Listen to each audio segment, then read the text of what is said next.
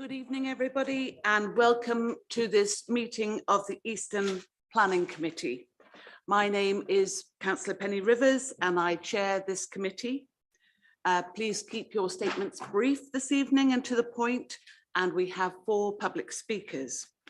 But just before we begin the agenda, and as this is the last planning meeting of this administration, may I take the opportunity just to say a few words.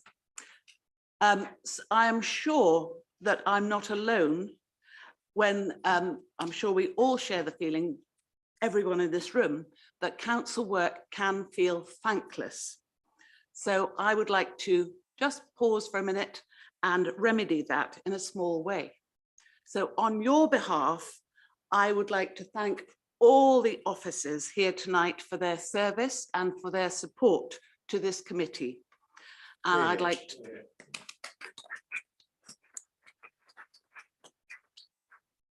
to thank my Vice Chair, David, who has helped me to navigate these meetings. Okay.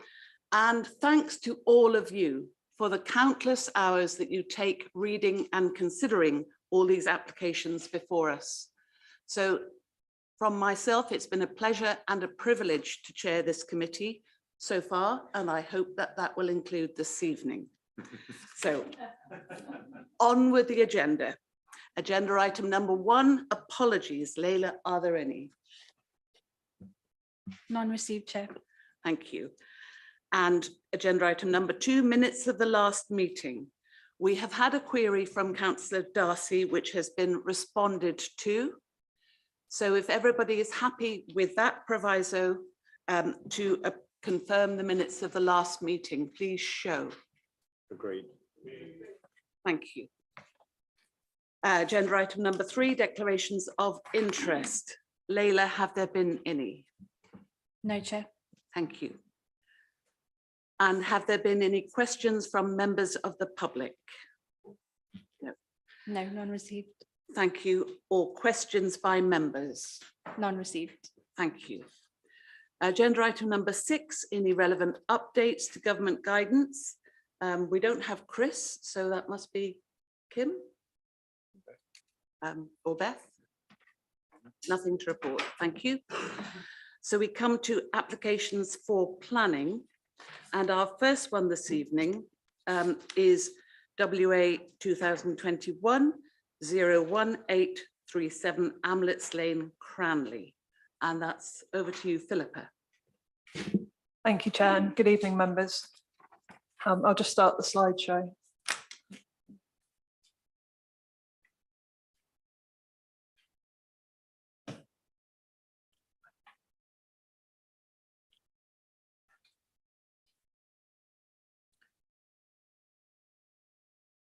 Thank you. So the application is an outline application for the erection of up to 12 dwellings and associated works with all matters reserved. A couple of updates since the publication of the agenda. There was one additional letter of objection, but this didn't raise any new matters. And a couple of updates to the conditions. So condition 3, which sets out the plan numbers, having a following discussion with the applicant, we have removed the indicative site plan as it was indeed indicative. And we've updated condition 10 to, which was for the LEMP, to include an additional clause K, which requires biodiversity enhancement and a mitigation strategy, but I'll come on to that in a bit more detail later. So those 2 conditions would be updated. Right, turning to the proposal. So the application site comprises a 1.17 hectare open field located to the south of Amlets Lane and north of Russets Grove. To the east and west are large residential properties set in large spacious plots.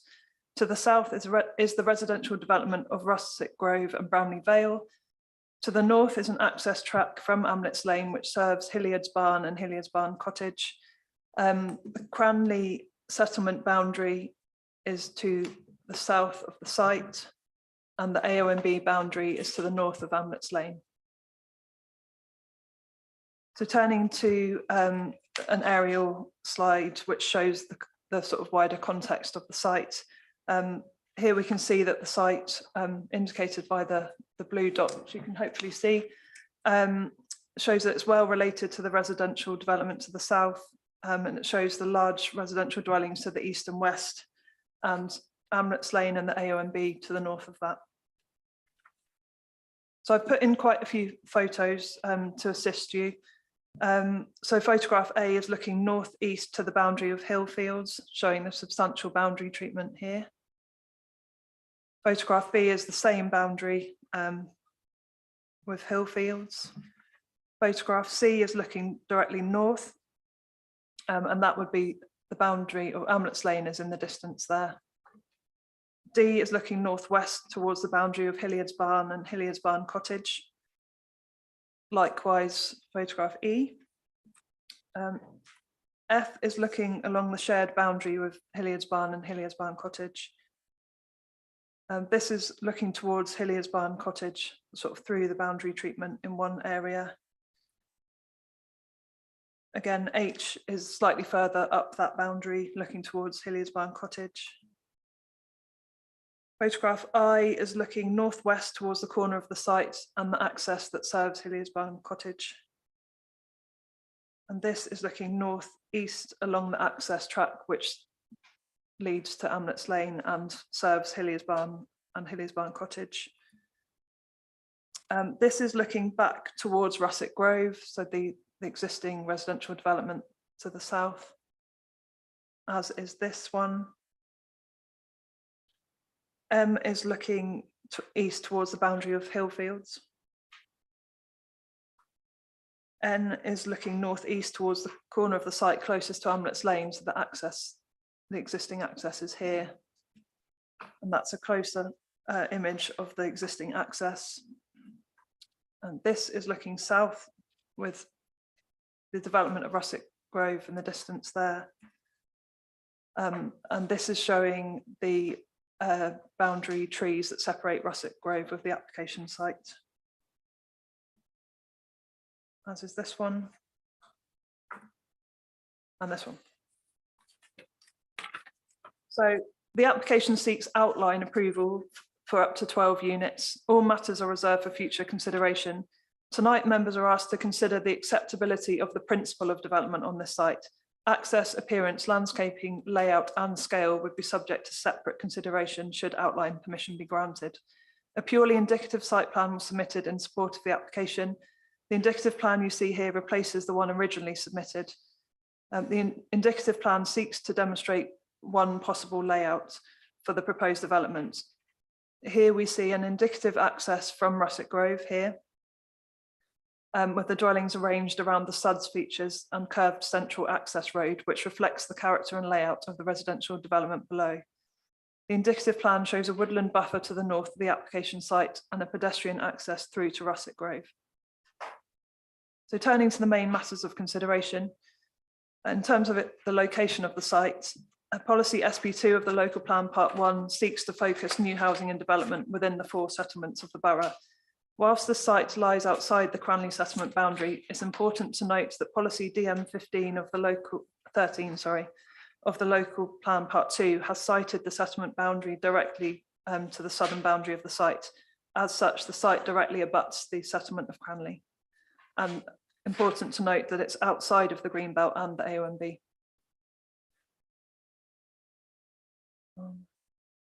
Okay. So in terms of the effect on the landscape and visual amenity, as I said, the site is in the countryside beyond the Greenbelt. It's not in the Greenbelt or the AONB and AGLV. I've gone into quite a lot of detail on this in the report. So to summarise, so the AONB is located to the north of the site, and the AONB advisor concludes that there would be limited intervisibility between the proposed development and the AONB owing to the substantial tree cover. Long distance views, if any, from the higher ground to the north would be extremely limited, long distance, and be within the wider sort of complex panoramic view, including that of Cranley.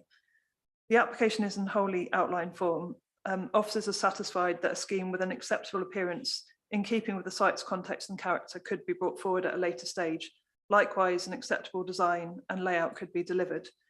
Whilst the site is not visually prominent, it is recognised that the development would result in a degree of localised visual harm relating to the introduction of built form on a currently undeveloped field adjacent to an existing residential development, an access track, dwellings and associated hard standing would have an urbanising effect when compared to the current status of the site. Officers consider that there would be some harm to the intrinsic character and beauty of the countryside in this regard, which would result in some conflict with policy RE1 of the local plan, and I'll come on to that a bit more later. In terms of the impact on trees, there is a band of trees subject to a TPO on the southern boundary of the site. Noting that access is a reserved matter for future consideration, the indicative layout plan cites the access to the south of the site at the western edge of the TPO group. Citing an access here would see the removal of 2 of these trees. The submitted ARB report recognises that these trees are category C trees and of low value.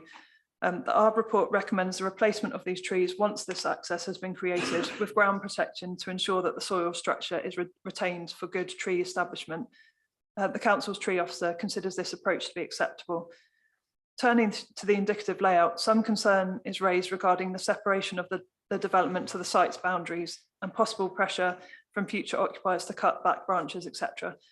Officers reiterate that the indicative nature of the plan means that we can consider a scheme could come forward at reserve matter stage, which demonstrates an acceptable relationship with the site's boundaries.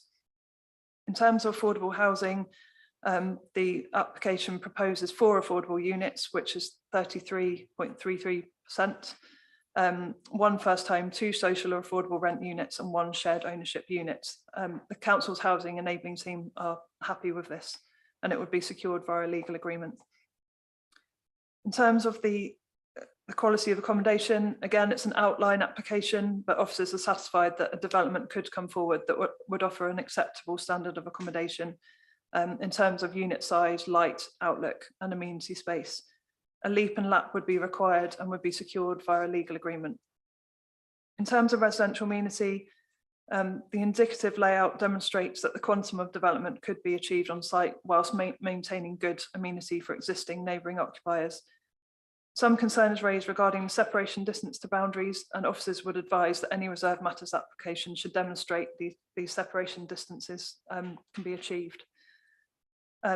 Again, it's important to note the indicative nature of the plan here. In terms of highways, access is a future consideration. There have been quite a lot of concerns about the access, but the County Highway Authority have raised no concerns regarding the sort of quantum of development, and they don't consider there would be a material impact on highway safety issues. With regard to biodiversity, Surrey Wildlife Trusts have been consulted on the proposed development and have raised no concern, subject to the imposition of a number of conditions, one of these being the length that I spoke of earlier. In light of the recent adoption of Local Plan Part 2 and Policy DM1 of that plan, which sets out that development should avoid negative impacts upon biodiversity and deliver the minimum biodiversity net gain of 10% as required by the Environment Act, officers are now recommending the addition of that clause K, which I set out, which reads biodiversity enhancement and mitigation strategy, which shall detail how the biodiversity of the site will be enhanced and provide gains for biodiversity. So officers are satisfied that that would accord with policy DM1. In terms of climate change and sustainability, recognising the outline nature of the proposal with all matters reserved for future consideration, members are considering whether the principle of development is acceptable. In this regard, sustainability credentials of the development would be a matter for future consideration. However, a number of conditions are recommended. One requires the submission and agreement of a scheme of climate change and sustainability measures to come forward. So turning to sort of the balance here. So the council does not have a 5-year housing land supply. On this basis, paragraph 11D of the NPPF is engaged, and the presumption in favour of sustainable development applies.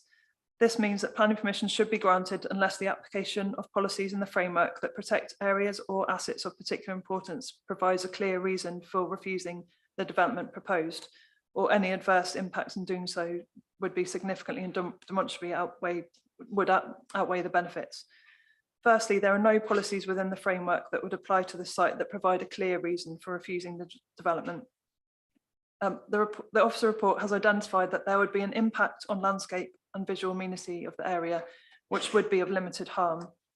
This limited visual and landscape harm needs to be balanced against the benefits of the proposal, which would comprise the provision of both market and affordable housing at a time when the council cannot demonstrate a 5-year supply. These benefits are accorded substantial weight. Moderate weight is also attached to the provision of an area of public open space and other benefits such as the economic benefits that arise from the proposal. When considering the benefits of the proposal, officers considered that the limited visual harm arising from the development does not significantly and demonstrably outweigh the benefits as set out, and therefore approval is recommended. Thank you, Chair. Thank you. We have 2 speakers. Our first speaker is Mr. Stephen Boisier, and he's speaking in objection via Zoom. He's not here. Okay. So we have our second speaker, Mr. Alex Dalton, speaking in support. Are you here? Yes. Mr. Dalton, you have 4 minutes.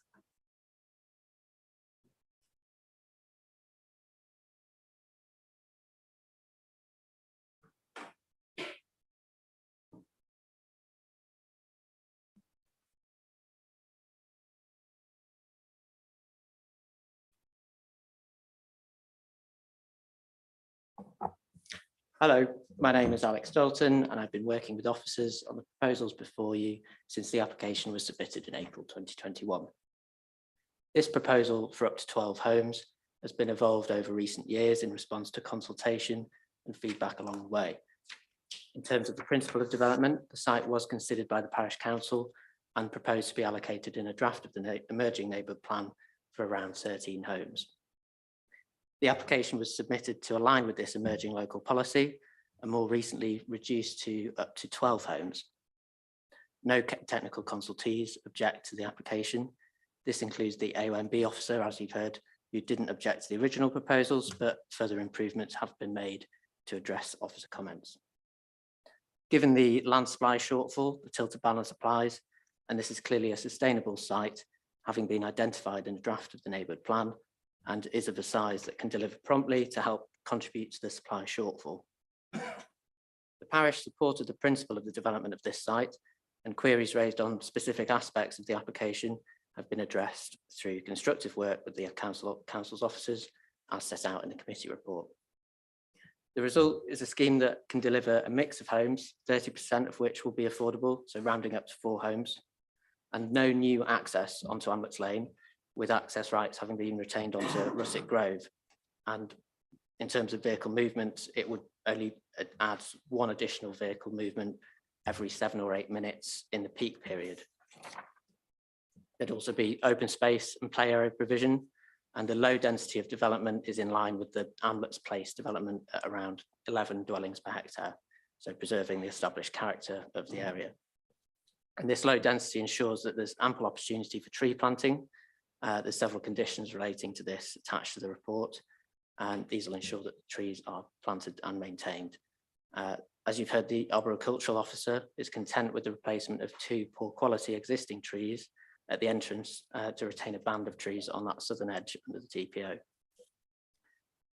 Parish Council raised no objections, subject to a number of points, and addressing these as they're listed in the comments in the report. So flood risk, an assessment has been prepared, and the flood authority have no objections to that. A construction and environmental management plan is required by condition, and that will ensure that existing residents, the impact of construction will be minimised. And even though access is a matter for the detailed application, tracking of waste and emergency vehicles has been provided on the illustrative layout.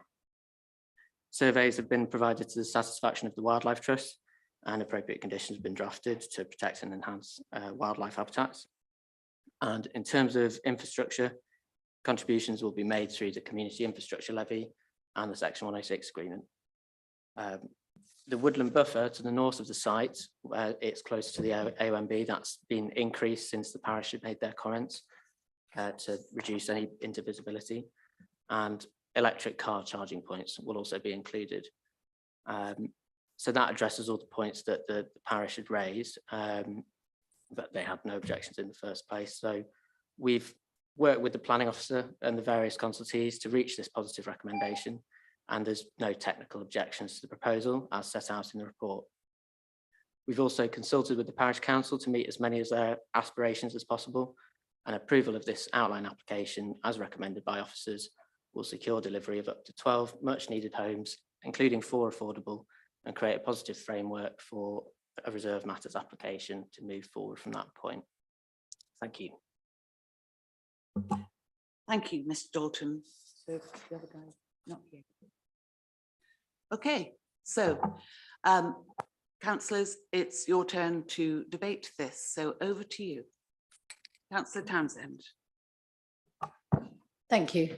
There are a few queries that I have. I am very concerned about the character of the area because, as the officers have acknowledged, you know, these are surrounded on this front of Amlets Lane by large spacious plots with large residential dwellings. So that is the pattern of development along this road at the moment on the front. Even the Amlets site doesn't go up. It was not allowed to go up towards the road and is buffered by a big tree line there, specifically to retain that character of development as well as providing a buffer with the AONB. So that is one thing that I'm very concerned about. The other thing with the AONB, we're reserving the access until a later date. But within the AONB comments, he specifically states that, the officer, that would the access be going out onto the road, that he probably would object because it would be much more visible. And I don't see how we can actually agree this as an outline without agreeing that access, because that would have a very detrimental effect on the AONB as highlighted by the officer. And it is difficult. I feel I couldn't support an application without knowing where the access was going. This is far from the village settlement. Obviously, they'll be totally reliant on the car. There's no pavements along Amlets Lane, so therefore it isn't. One would not class this really as sustainable development. It was difficult enough with the Amlets Lane site to actually convince councillors when we looked at that one that that was sustainable development and that people would walk into the village from there. And I don't think many people would walk with obviously with heavy shopping. One of the other things that I'm concerned about is DM1. We seem to have cherry-picked DM1. You know, we've all become quite excited about adopting local plan part 2, and there are comments made about part of DM1 but not about all of it. And one of the things it would be completely wrong of me not to mention tonight is water quality. Within Cranley, our river was already highlighted in the high level water cycle study that was done in 2016. So we already was saying that increasing the population equivalent load at that time on Cranley Waters was only going to be 700 dwellings. As a result of the proposed developments would have an adverse impact on the ecological integrity, water quality of the water body. Now, we have a responsibility to look at water quality. Thames Water will say whether or not they can connect people up, whether there's enough water, whether they have sewage capacity.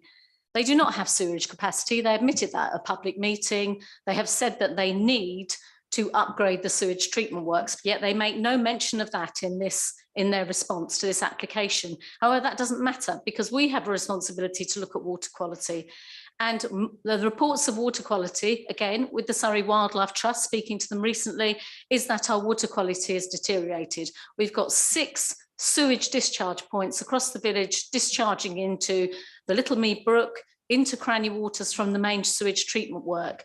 The Little Mead Brook, I was speaking to somebody who's creating the new parkland on Knoll Park only the other day, and they were commenting on how bad the water quality has become. We cannot look at this with DM1 and not look at that water quality. We cannot ignore our own water cycle study on this. We need to be responsible. We can't go on about Thames Water and say about them discharging if we are not prepared to look at the water quality, to monitor that water quality, and to ensure that we are making sure that there is adequate capacity for new development like this. Cranley has already met its number as 1,700. This site is not in the neighbourhood plan. It was withdrawn from the neighbourhood plan. We have got 1,700 new homes. We are desperate for the sewage treatment works to be upgraded. We haven't done any work on water quality. We haven't looked at that. We haven't followed the mention of the Capita report. We haven't got any reference to the Wey Valley, the Wey catchment plan at all, and the influence of population growth on the rivers in our area.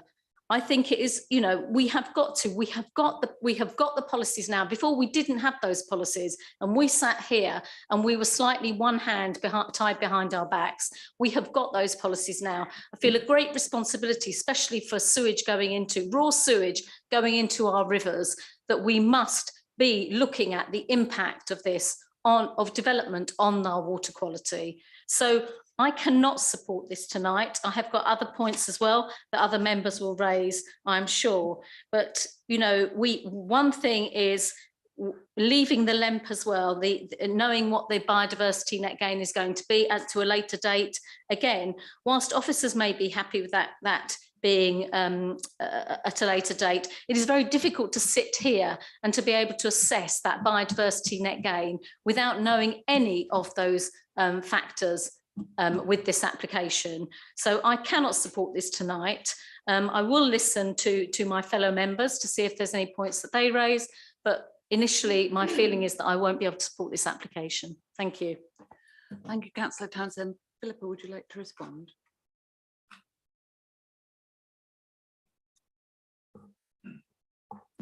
Thank you, Chair. Thank you, Councillor Townsend, for your comments. Informative one in the report sets out that if the proposed works result in infiltration of surface water to ground, foul water. It's not surface water I'm concerned about. Thank you.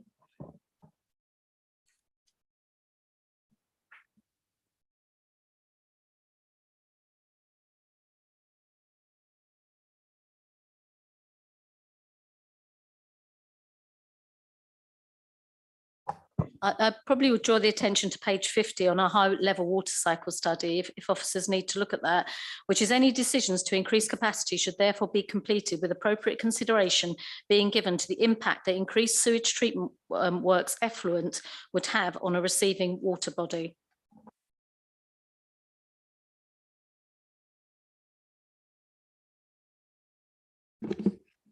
We haven't received any objections in that regard, but I don't have anything further to add on that point at this time. I can appreciate that. However, it is our responsibility as a local authority. We're quoted in the River Wey catchment plan. The local authority is one of the bodies that has a responsibility for water quality. So therefore, it is up to us, and we now have that policy to support those actions. Thank you, Councillor Reid. I might be adding fuel to the fire here. I've got quite a lot of things to say. Excuse me, but my biggest bugbear, I suppose, is with developers, and I think residents will completely agree with me, and all those who use Amlet's Lane, that with the previous development, we didn't have any improvements to Amlet's Lane. You know, we've got potholes all the way down the sides.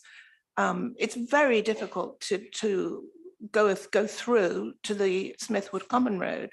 And we want to see infrastructure being taken up by the developers.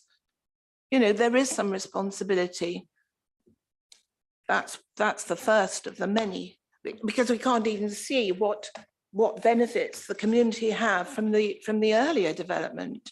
And following on from the access that Councillor Townsend made off the top Russet Grove, that you can see that tiny little access where I believe there are not even pavements there. So if we're going to have a children's play area, how are those children going to get there safely?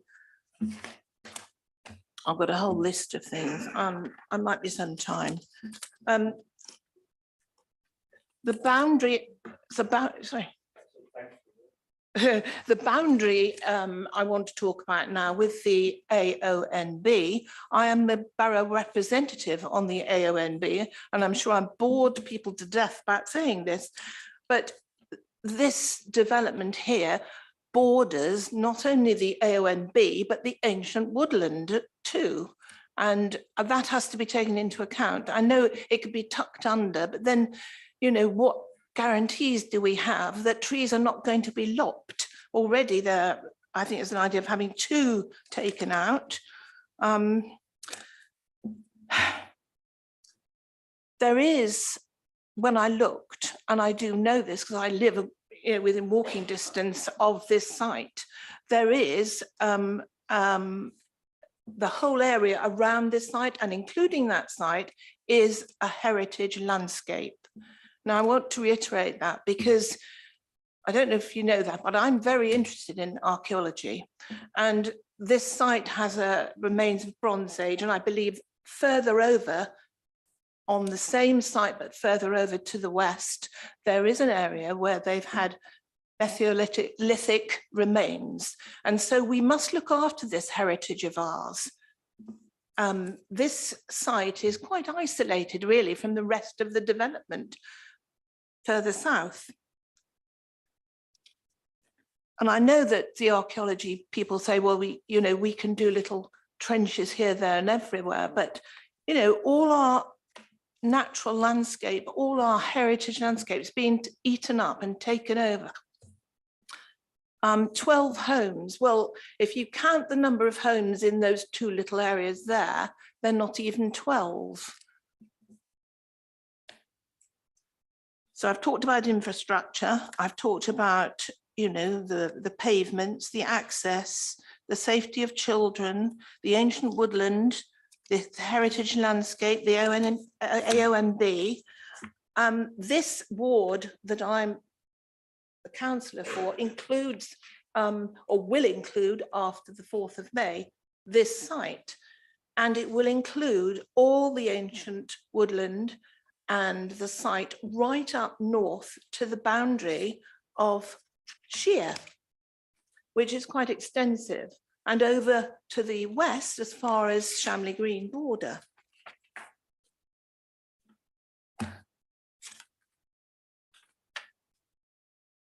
It's not in the green belt, but it's right, I think it's beyond the actual edge of our known village. I appreciate we don't have a 5-year housing plan, but I do think we need to nurture and retain these very, very precious areas. And as Councillor Townsend says, even the people living off the boundary road of the existing development, they have quite a long walk down the footpaths. I think it's a public footpath that goes all the way down to Cranley. The area that we're talking about there with the meadow is notoriously wet because I believe it's probably on the spring line. The ancient people always built on that spring line. And that will feed the watercourses further to the south. If you go along Amlets Lane even now, you will see waters pouring across the road, and because I think of the spring line, and of course the whole of the Surrey Hills drains right down into Cranley.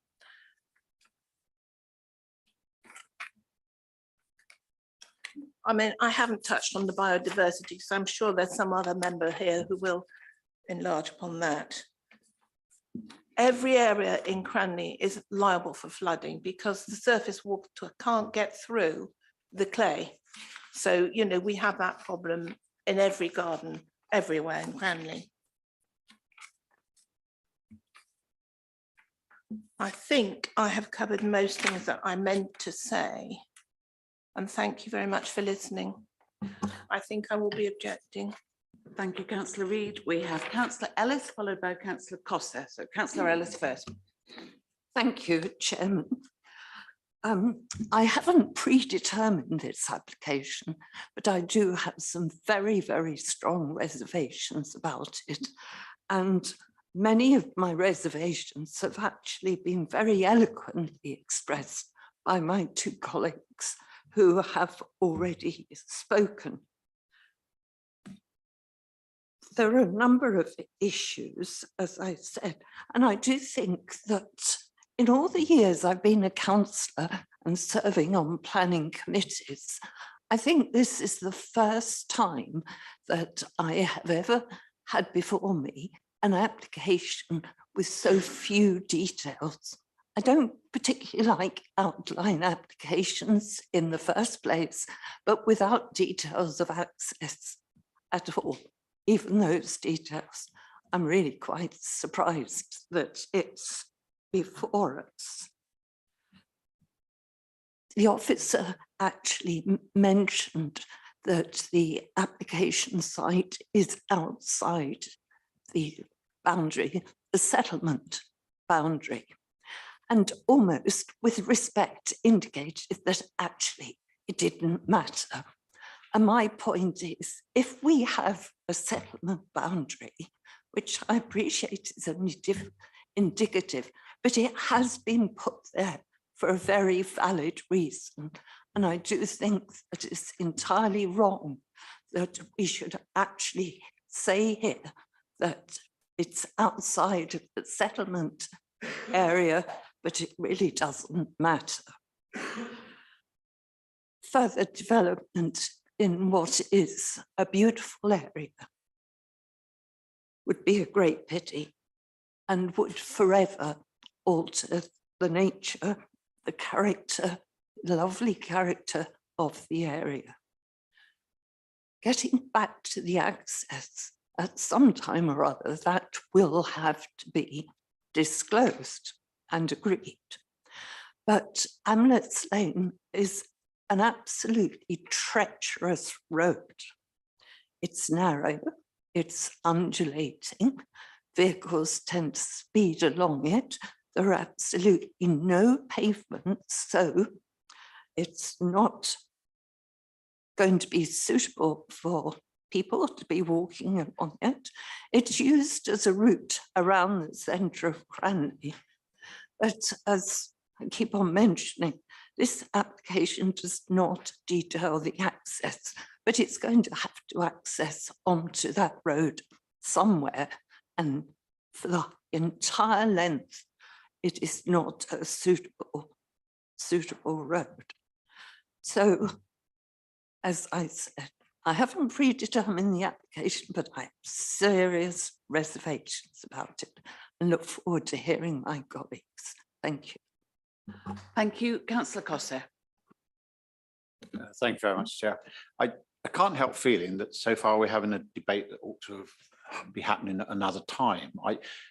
My understanding of the application in front of us is it's effectively about the principle of development at this location, and that all other matters are reserved for elsewhere. So we've had lots of, I'm sure, potentially legitimate, we can look at that another time, it seems to me, comments about water quality, even potholes and things of that kind.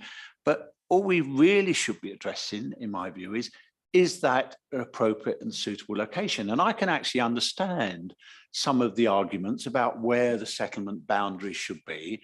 And it's sort of a close run thing, isn't it? I mean, you can see the settlement boundary down there and some of the low density property adjacent to it. And there is some screening and so on, but it's sort of, you know, maybe you could make an argument that this is the right place and it's not the right place for the site. But I'm sorry, in the real world in which we live, in which we don't have our 5-year housing supply, and we do have to engage the tilted balance, I think the arguments that have been quite appropriately put forward by our officers in the report need to hold sway. We do not have an objection to this from the parish council or from any of the statutory sort of consultees and so on. And I think, frankly, we should seek to address the question in front of us about whether this is in principle an appropriate site, and all those matters can be dealt with that are being raised can be dealt with at another time. And if we don't find the access or anything else appropriate at that time, we have an opportunity to turn the application down on those grounds because it has not been determined at this stage. I think to try and suggest that we should turn it down at this stage, the application, sorry, the recommendation in front of us, because we have concerns about things that are to be dealt with at a later stage, is just entirely inappropriate. Thank you, Councillor Cossa. We have a flurry of hands now. The first is Michael Goodridge. Thank you, Madam Chairman. We have the indicative plan. Unfortunately, it wasn't with our papers, but we saw an aerial view of what the indicative plan would be. We've got the site, but not where the houses might be. And that shows access to the south. Now, I appreciate Councillor Townsend says that clearly it would be a different kettle of fish if access was from the north of the site rather than the south. I would have thought, though, with terms and conditions, we could make it clear that if we approve this application in outline, it would be on the basis that access would be from the south, from the development that's recently been built, rather than from the north, and that therefore we can't agree its exact position at the moment until the trees have been surveyed and the arboricultural officer is happy that this is the best place to put it. But so we can't agree the exact position, but the principle of it being to the south of the application site does seem to me something which we could cover and to overcome that problem. I mean, this matter was called in by Councillor Howard, who is the councillor for the ward. And I see, for 4 reasons, AONB, and we have the report from the AONB officer, which clearly states that from his point of view, this is perfectly okay and he hasn't got any problems with it. Traffic, well, Surrey County Council have made it clear that on the basis of access as per the indicative plan, they would have no problem. And the trees and the ecology are matters to be dealt with at the detailed stage. And therefore, and then Councillor Townsend has raised the issue of water quality in Cranley as a whole. And I'm not quite sure that I would welcome the officer's comments as to whether the air quality of the Cranley waters and the general development in Cranley, it would be a good reason to turn this one down. Just tipping the balance, I suppose, of how many houses, and this is the final straw or whatever. But I would question whether that would actually hold water if it went to appeal on this matter. And therefore, as I stand at the moment, I feel that on what we have before us, which is an outline application for up to 12 houses, that I can't see myself any good planning reason to turn it down.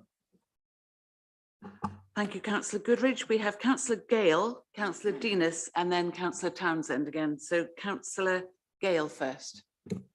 Thank you, Chair. I agree with Councillor Cossa. We are supposed to look at this tonight as to whether this area is appropriate to build. And I think there are many reasons why it may not be appropriate. I'm not sure of the reason it didn't make it into the Cranley neighbourhood plan, but obviously it was looked at and didn't make it into the plan for this to be built on. It's not in Greenbelt, but it is beyond the settlement boundary. I'm concerned about views from the AONB. I hear what the AONB are saying, but from my point of view, it's quite close. Cranley've met their allocation. So regardless of whether we should be accepting things on tilted balances, I don't think we can just keep popping more and more houses into inappropriate areas just to try and build up the 5-year housing supply balance. Cranley have had a lot of building, and the 5-year housing supply figures cover the whole of Waverley. We shouldn't try to keep popping something else in on top of everything else.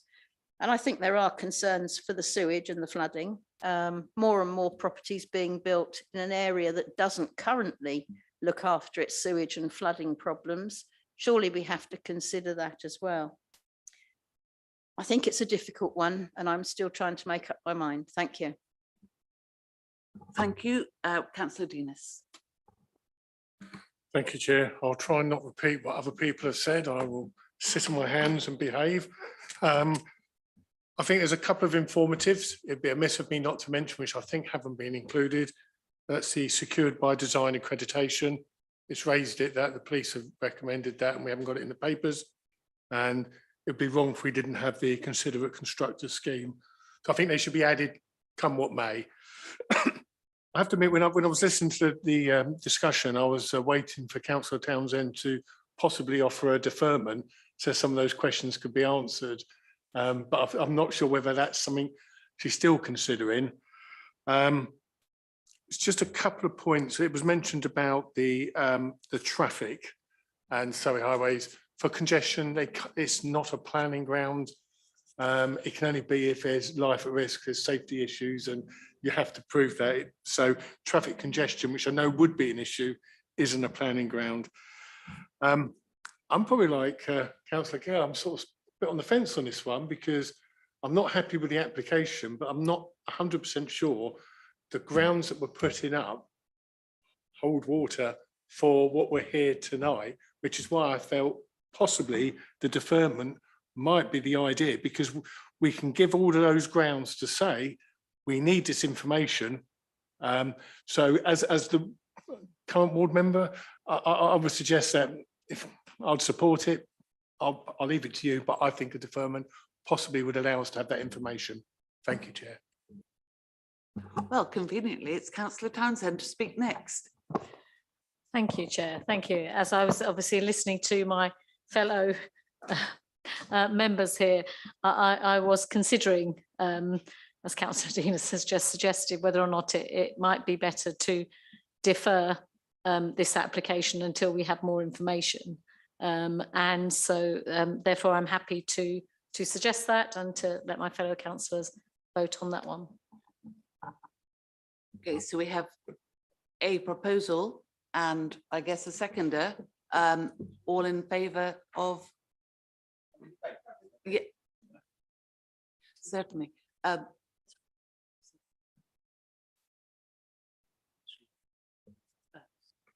So Councillor Townsend, would you be so kind as to give your specific reasons for deferral, please? Yes, I would like more consideration given to DM1, policy DM1, because I don't feel at all, I feel that we've mentioned greenhouse gases, but we haven't covered the other areas. And I think that is remiss. We haven't had DM1 before. It is our new policy. I think we should have the answers to those before we actually agree this, whether or not we might come to the same idea.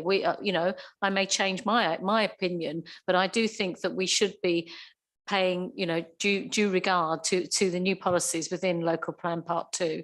So I would defer based on the grounds that those policies haven't been taken into consideration suitably to decide this application at this moment in time.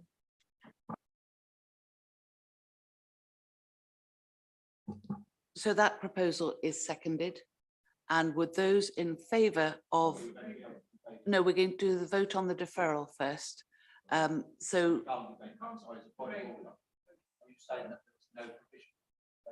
I took the advice of my vice chair. No, I said if they vote for a deferral, then we Yes. can't discuss the application. Yes.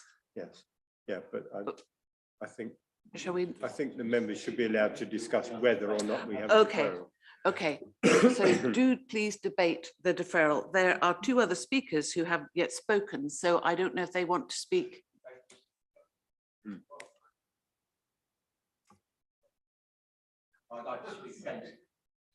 Councillor Costa, would you like to speak? I just want to say that there are circumstances in this committee where I think deferral is appropriate, where there is relevant and substantive information we need that will help us make a decision. I don't consider this to be one of those cases. I think a number of the issues that have been raised, I don't believe to be germane to the decision in front of us, which is simply to ask us whether in principle that area of land ought to be appropriate for some housing development, with detail to be looked at later. So I will not support the deferral. And I think, frankly, in this case, it's just a way of putting it off for no good reason. Thank you. So yes, Councillor Follows. We have Councillor Follows, Councillor Wilson, Councillor Hegan, and there was somebody else, but Councillor Darcy. and Councillor Darcy, and then Councillor Goodrich, I guess.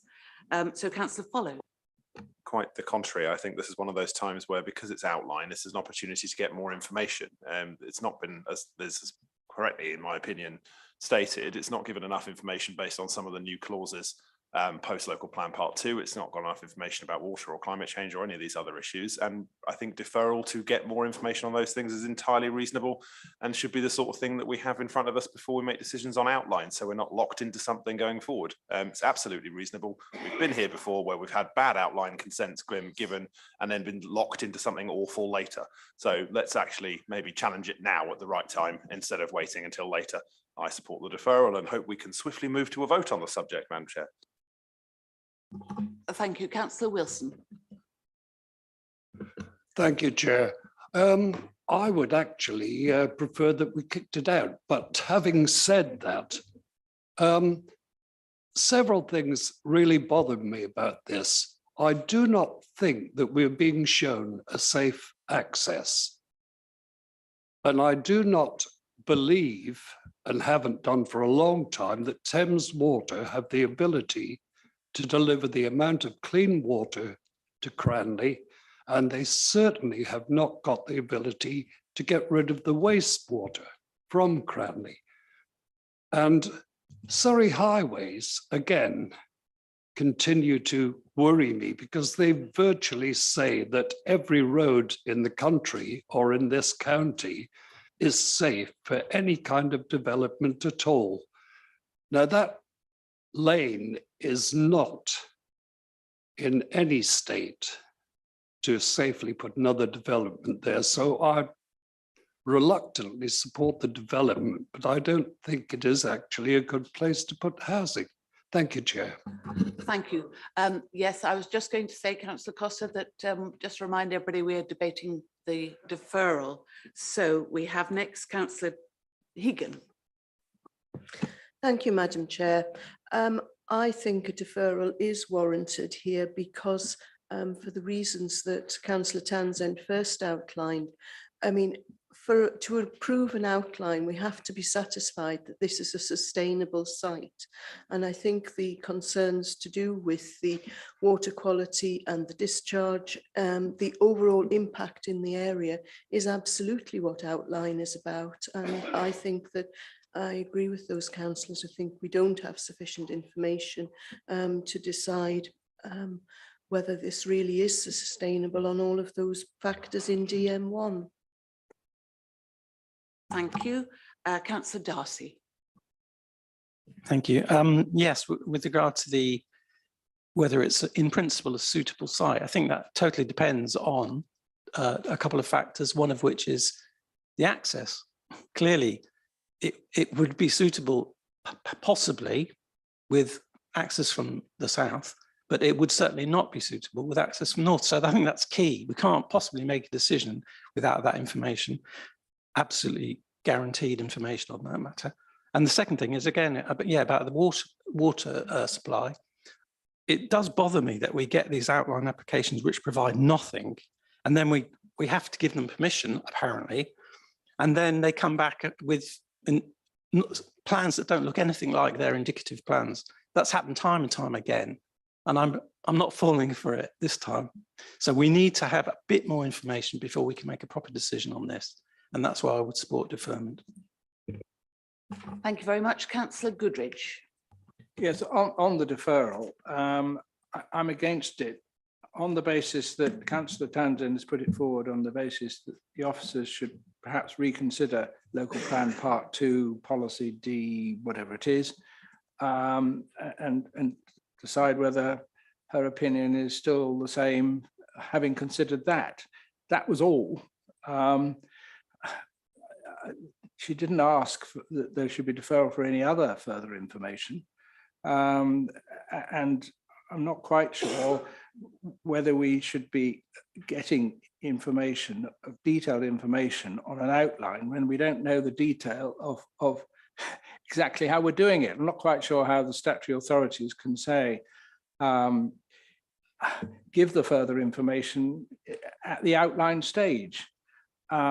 I came up with a solution about where the access should be, and we could cover it on that way. So I don't think deferring it so we know exactly whether it's this access on the south or another access on the south, or 5 foot that way or 6 foot the other way, is something which makes any difference to the principle. So I'm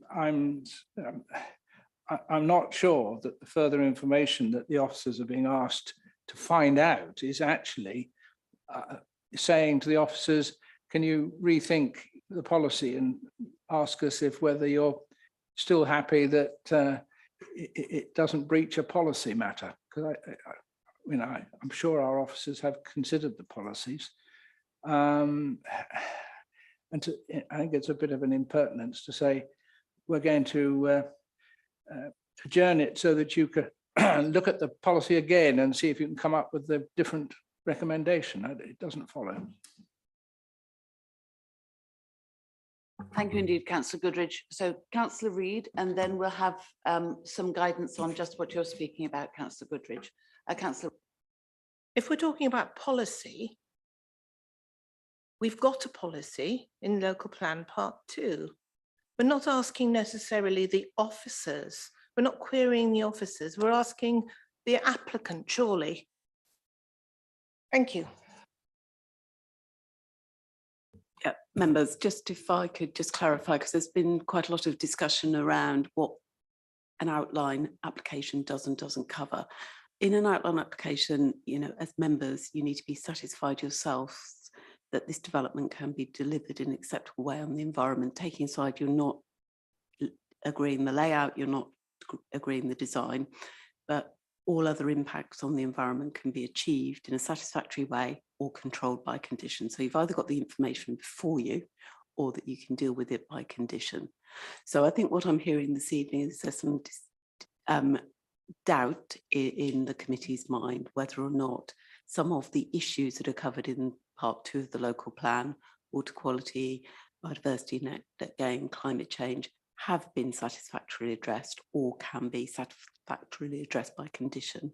And therefore, I think there are some of the members are minded that they need to defer this application to enable them to be furnished with that information at a later date to satisfy themselves that in granting an outline permission, it would deliver a sustainable development.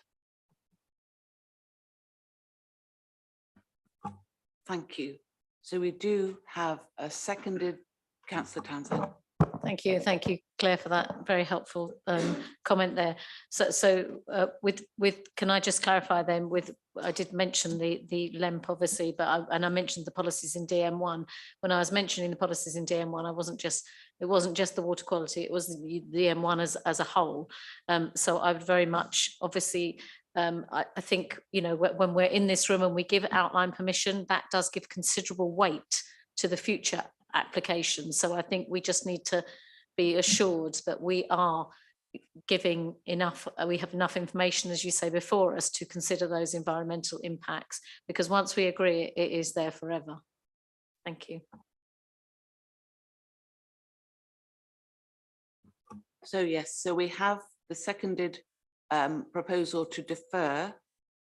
There are some speakers who do not agree it, but we better signify whether you are in favour of a deferral, please.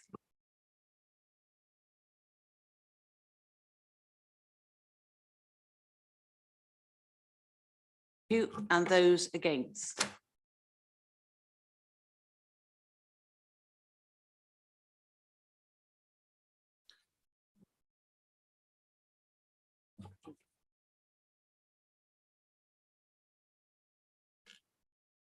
The motion was carried. Thank you. So the motion to defer is carried. We look forward to another debate. Our next application, we're going to switch the order so that we do the listed planning consent second. So Wanda, would you like to? It's for Old Barn Cottage, Church Lane in Whitley.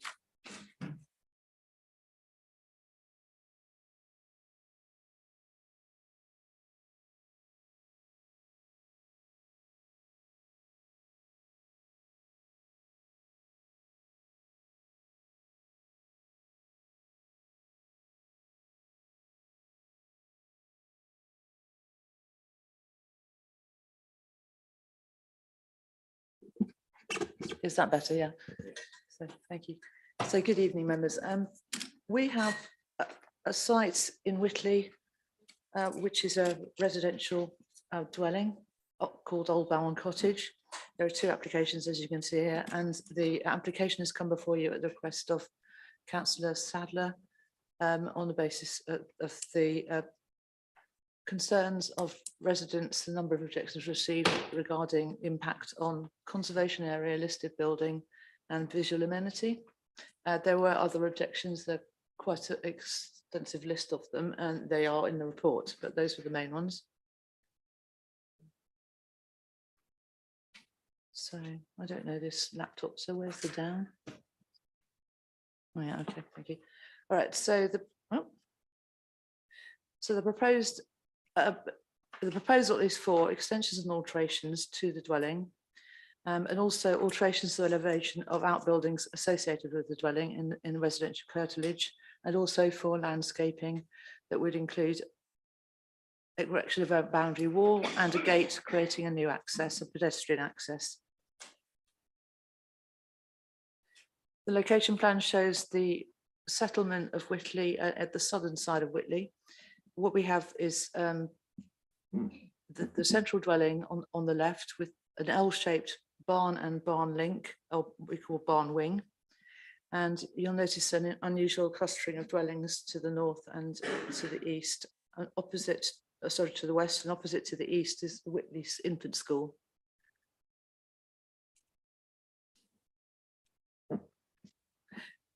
On the proposed block plan, you can see in yellow the areas of proposed development. The far left is the rear extension to the dwelling, which will be a first floor extension, and there would be a ground floor loggia. In the roof, an existing roof space, there would be an alteration internally, which is shown on the right-hand side of the barn, and then L-shaped link joining the Old Barn Cottage to the barn wing and the old barn.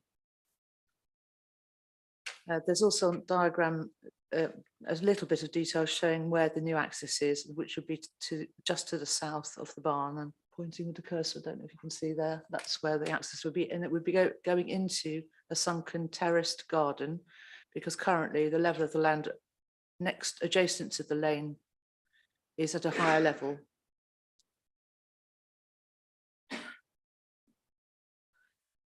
The photographs here show the front elevation and the other elevations of the main dwelling. And you have at the top left a glimpse of the access to the entrance at Church Lane, the vehicle access at Church Lane. You can see just a portion of the barn wing and the barn itself. Where we would be seeing the alterations to the elevations would be on the side of the northeast elevation, where my cursor is here. There would be a first floor extension. And that would be on the top of the cat slide roof that you can see here that I'm illustrating on the southwest elevation. A dormer would be formed that would be viewing into the lane. It would view across the garden here. And on the cat slide roof on the side elevation, there would be two roof lights to permit the conversion of the attic space into habitable accommodation. I've also included views from the the road. The adjacent road is Church Lane. This is a conservation area. You can see on the top right, the church as you approach from the main road. On the opposite side of the road is the school, which is shown below. The barn is just at the top of the road as it disappears into the horizon where I'm pointing there. And here's a more close up of the barn. As you can see, the barn almost butts directly onto the road and therefore is visible in the street scene and has an impact on the conservation area. The front elevation is shown in this diagram of the existing and the proposed.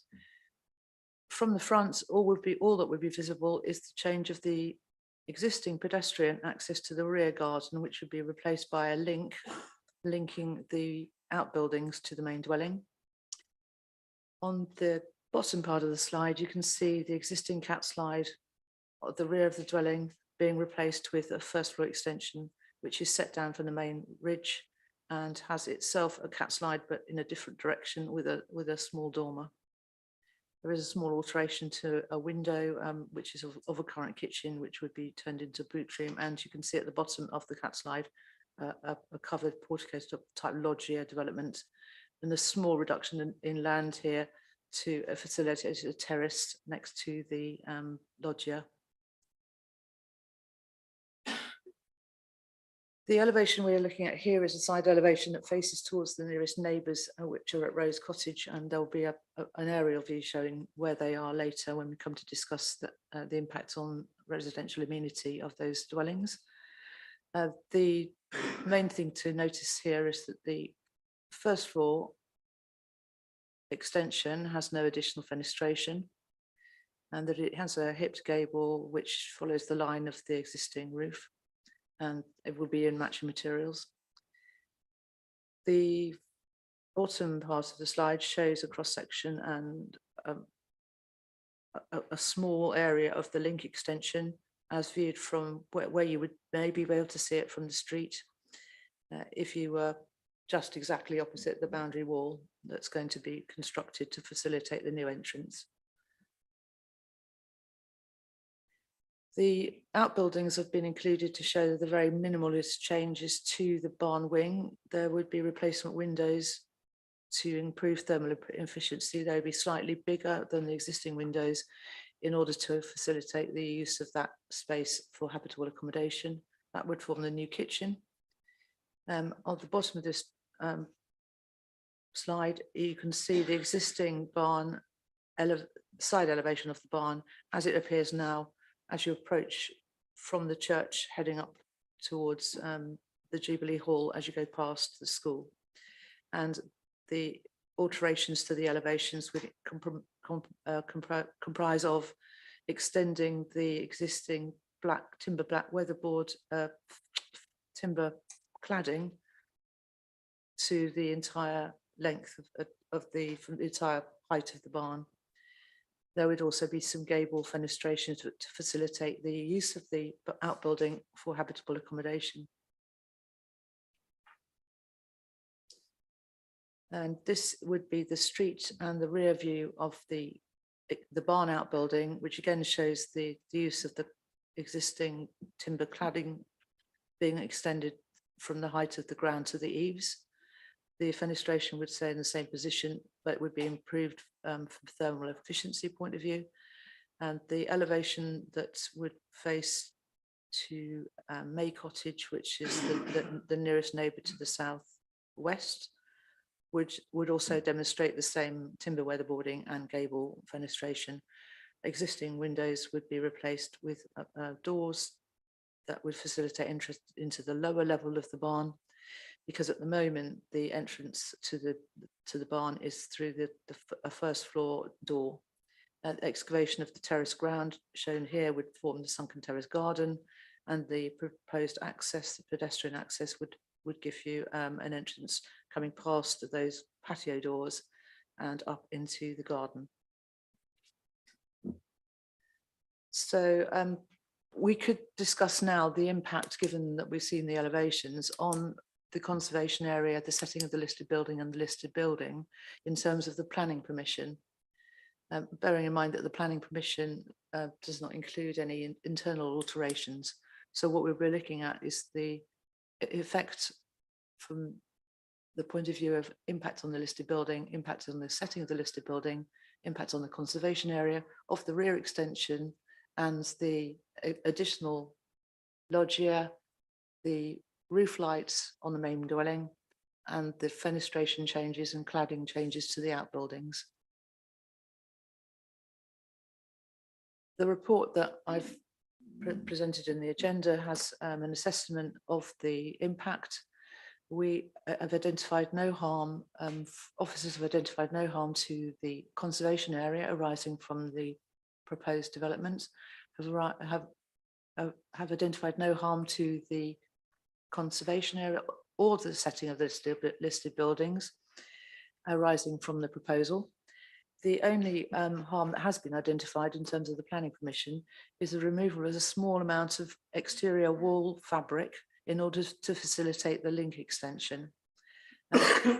The officer's assessment of the impact of that harm is that it would be outweighed by the benefit of promoting the maintenance of the outbuildings by virtue of the fact that they would be put into more current and more sustainable use as part of the dwelling.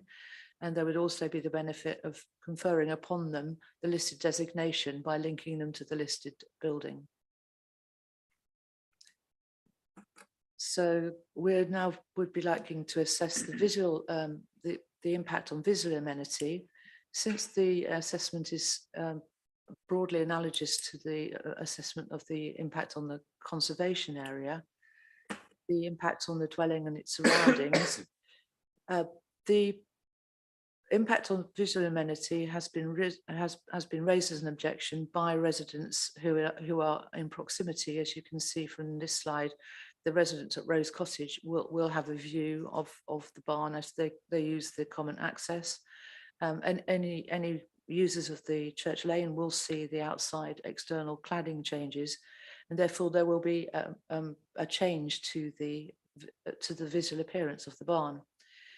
The heritage assessment is that the barn would be returned to a more authentic, traditional state. Its more original traditional appearance would have been as a farm outbuilding and would have had the timber weatherboarding type timber frame effect in the visual street scene. There is therefore in the officer's assessment no harm identified to visual amenity arising from the changes. The extensions to the main dwelling are to the rear and are not visible in the public realm, and therefore we have identified no harm to visual amenity arising from the proposal. These slides here are showing a little bit more about the relationship of fenestration. Existing fenestration of the dwelling is in quite close proximity to first floor fenestration at Rose Cottage, where I'm pointing with the cursor. Rose Cottage has a view of the northwest elevation, which shows the existing fenestration being at the most close of any fenestration to any other neighbour. There will be no additional fenestration in the proposed extension, and the built form will be coming no closer to the dwelling at Rose Cottage. The neighbours at Rosemont Cottage have a further away relationship with overlooking. However, their windows also face the side windows on Rosemont Cottage face into the main dwelling, and there's a shielding of a substantial hedge at ground floor level. The last slide at the bottom here is just illustrating the position of the garage doors in the barn, which are proposed to be replaced with full-length glazing. As you can see from this picture down at the bottom of the slide, there is a substantial distance from those barn doors to the dwellings that are to the rear over here at Rose Cottage and at Rosemont Cottage. We'll discuss a little bit more about Rosemont Cottage in a minute, if I can find the slide regarding the fenestration at Rosemont Cottage. If we look at the proposed fenestration existing top area of the barn, the gable, is not, does have no fenestration, and the proposed fenestration in the gable end would be closer than is recommended in the council's council's residential extensions guide. And therefore we have suggested, or we're recommending that any permission be conditioned to ensure that this fenestration here is obscure glazed. All other fenestration is in no closer proximity to the dwellings than the existing, and the distance relationships between the fenestration, the proposed fenestration, and the dwellings at Rose Cottage and Rosemont Cottage are within the guidelines of the recommendations in the council's residential extensions SPD. So the distances are not felt to be such as that the proposal would cause any material harm arising from overlooking over and above the existing situation. There have been also comments from May Cottage. May Cottage is to the southwest.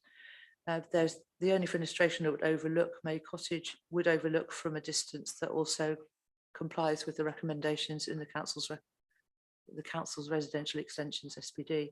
And for that reason, the council's recommendation is that the proposed development be conditioned to prevent any harm, and subject to condition that there would be no harm arising to the residential amenity of any neighbouring dwelling.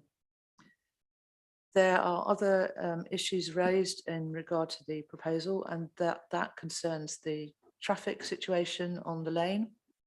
Highways were consulted, the County Highways Authority were consulted in regards to potential safety of pedestrian users of the proposed access, pedestrian users accessing the school whilst any construction work was being carried out. So the recommendation of the County Highways Authority is that any permission be conditioned with a construction transport management plan to ensure that deliveries of materials to the site and that construction traffic is only occurring outside of the school delivery, a school, what do you call it, a school drop-off points. So I may have not touched on also the impact of the proposed access in the street scene. So let me just go back to do that. The slide here shows the proposed southeast elevation with the new boundary wall. The impact of that would be the removal of a tiny amount of existing boundary wall, which is in very poor repair, and there would be a removal of hedgerow above it. Now the hedgerow is at the moment quite at a high level, and therefore there would be some enhanced visibility into the site by the removal of the hedgerow. The Heritage Officer does not believe that this would cause any harmful impact as a result of the fact that the proposal is in keeping with the design of the original dwelling, and that the boundary wall would in fact be better maintained by allowing access to it that we currently do not have. And the proposal is to incorporate existing boundary wall stones which are currently overgrown by roots into the boundary wall, and to set the access back from Church Lane to the extent that the Highways Authority are content that there would be no safety issues arising from the proposed pedestrian access. I think we are just getting to the slide where I point to the matters of consideration for members on the planning permission. So we have to consider the impact on the listed building, the impact on the conservation area, and I should have written the setting of the listed building, the design and impact on visual amenity, residential amenity, parking, and on traffic and highway safety. As it's a public speaking, Chair, you may wish to. Yes, thank you very much, Wanda. So now we have two public speakers. We have Mr. John Roth speaking in objection. Thank you.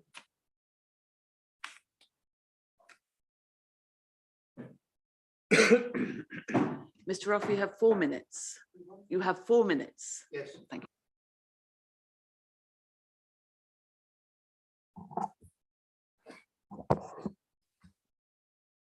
Good evening. I'm John Roth. 42 years I've lived in May Cottage next door to the Old Barn Cottage. I'm speaking on behalf of many objectors. Firstly, though, my thanks to the councillors who gave their time for a site meeting on Monday. In 4 minutes, I'm appealing to you to preserve a street scene with ancient native hedgerows and a historic listed barn that has been central to the Whitley conservation area for 400 years. This section of Church Lane is a very special part of the area. From the bottom, walking up, there are the listed step cottages, subject of a number of paintings and a tapestry pattern, then our Grade 1 church, and then on 50 yards to Grade 2, Old Barn Cottage. Looking into that driveway, the cottage and its two supporting buildings, the barn wing and the barn, are all white render paneling. The white is the unifying feature. And the proposed replacing of the white panels with black boarding on the most prominent building, the barn by the road, will be a dramatic change. How it looks now was the reason for the Grade 2 listing. The proposal for completely boarding the barn takes support from a report by Surrey Domestic Buildings Research Group, but it is not justified. That report's in my hand and says it found braces and studs for fixing boarding at high level. If braces and studs had been found at a lower level, it certainly would have said so. The report finishes, the lower panels are rendered. With the barn wing having white render panels matching the cottage and assessed as being built before the barn, it seems most likely that the barn was then built to match the other buildings and was never fully boarded. There is a reason for the wall of the barn alongside the road to be solid, protection from damage. Render is stronger than boarding with internal timber cladding. Another change to the roadside view, headed removal of part of the existing boundary wall, means digging out, as you've heard, from immediately next to the barn, a 10-foot width of the 8-foot high grass roadside bank covered with trees. In my 42 years here, this green bank has hidden the southwest gable end of the barn with its 1950s alteration. The building of a wall and a gate there will now allow sight of newly fitted modern glazed doors and adjoining windows. Not worth listed status and a bleak replacement for our old native hedgerow. Please help us avoid spoiling our conservation area. Thank you. Thank you very much. And our next speaker is on Zoom, I hope. Mr. Douglas speaking in support.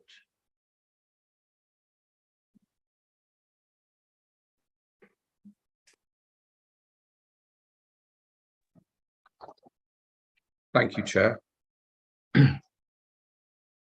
Thank you, Chair and councillors, for hearing my comments on behalf of the applicants tonight. I am Jeff Douglas, Chartered Town Planner, and I hold a certificate in building surveying. In my opinion, this is a well-planned and thought-out scheme. It does not harm the architectural significance of listed buildings, the conservation area, or neighbours' amenity. It has been designed to the highest standard by respected local architects with the assistance and advice of your heritage officer. The extensions to the cottage and link to the barn are both minor alterations that will not harm the setting or the architectural integrity of the listed building. The extension replaces a 20th century addition that is of poor design and function. It is well detailed and in keeping with the building. Furthermore, it is a subservient extension that sits well below the roofline of the original cottage. This extension does not cause harm to the setting of the conservation area or the reasons for including the site within it. The proposed link is modest in form and does not detract from the wider setting. This link will assist in connecting the barn to the main house and provide primary residential accommodation. The link only removes a small portion of historic masonry that will not harm the integrity of the listed building. On the whole, the link will be a benefit and ensure that the curtilage barn is maintained in the future as part of the whole property. The proposed changes to the boundary wall to provide a pedestrian access are also humble. The entrance is suitably detailed and will reuse stone from the existing wall. Furthermore, the existing wall is in poor condition and requires maintenance. This minor alteration will not harm the setting of the conservation area or the reasons for establishing it as a heritage asset. Additionally, its repair and alteration will be a positive visual asset to the area. In relation to the barn, this building was originally weatherboarded, the evidence of which still exists on the frame.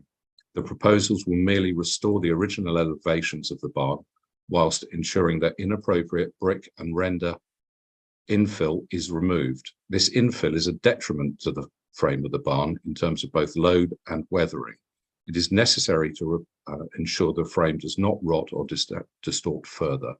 If you want this building to remain, you must allow the reintroduction of weatherboarding. Furthermore, there are at least 3 barns or barn-like buildings in the local area, including the Jubilee Hall, that are clad in weatherboard.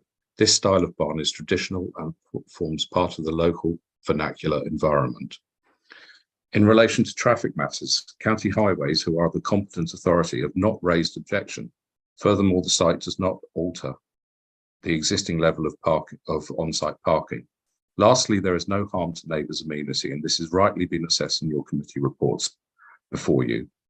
There will be no overlooking loss of privacy, and the extension is suitably distant from neighbours so as not to be overbearing upon May, Rose and Rosemont cottages. Your professional officers have recommended approval on a sound planning and heritage analysis of the proposal against current policy. They have considered that it is well designed and in keeping with the context of the area, whilst not harming other planning interests. Accordingly, we consider that the application complies with the policies of your development plan and the MPPF and is commended to you. Thank you, Chair. Thank you, Mr. Douglas. And members, there are 2 update sheets which are probably at the back. Thank you. Are you raising your hand to speak, Councillor Gale? Yes, certainly.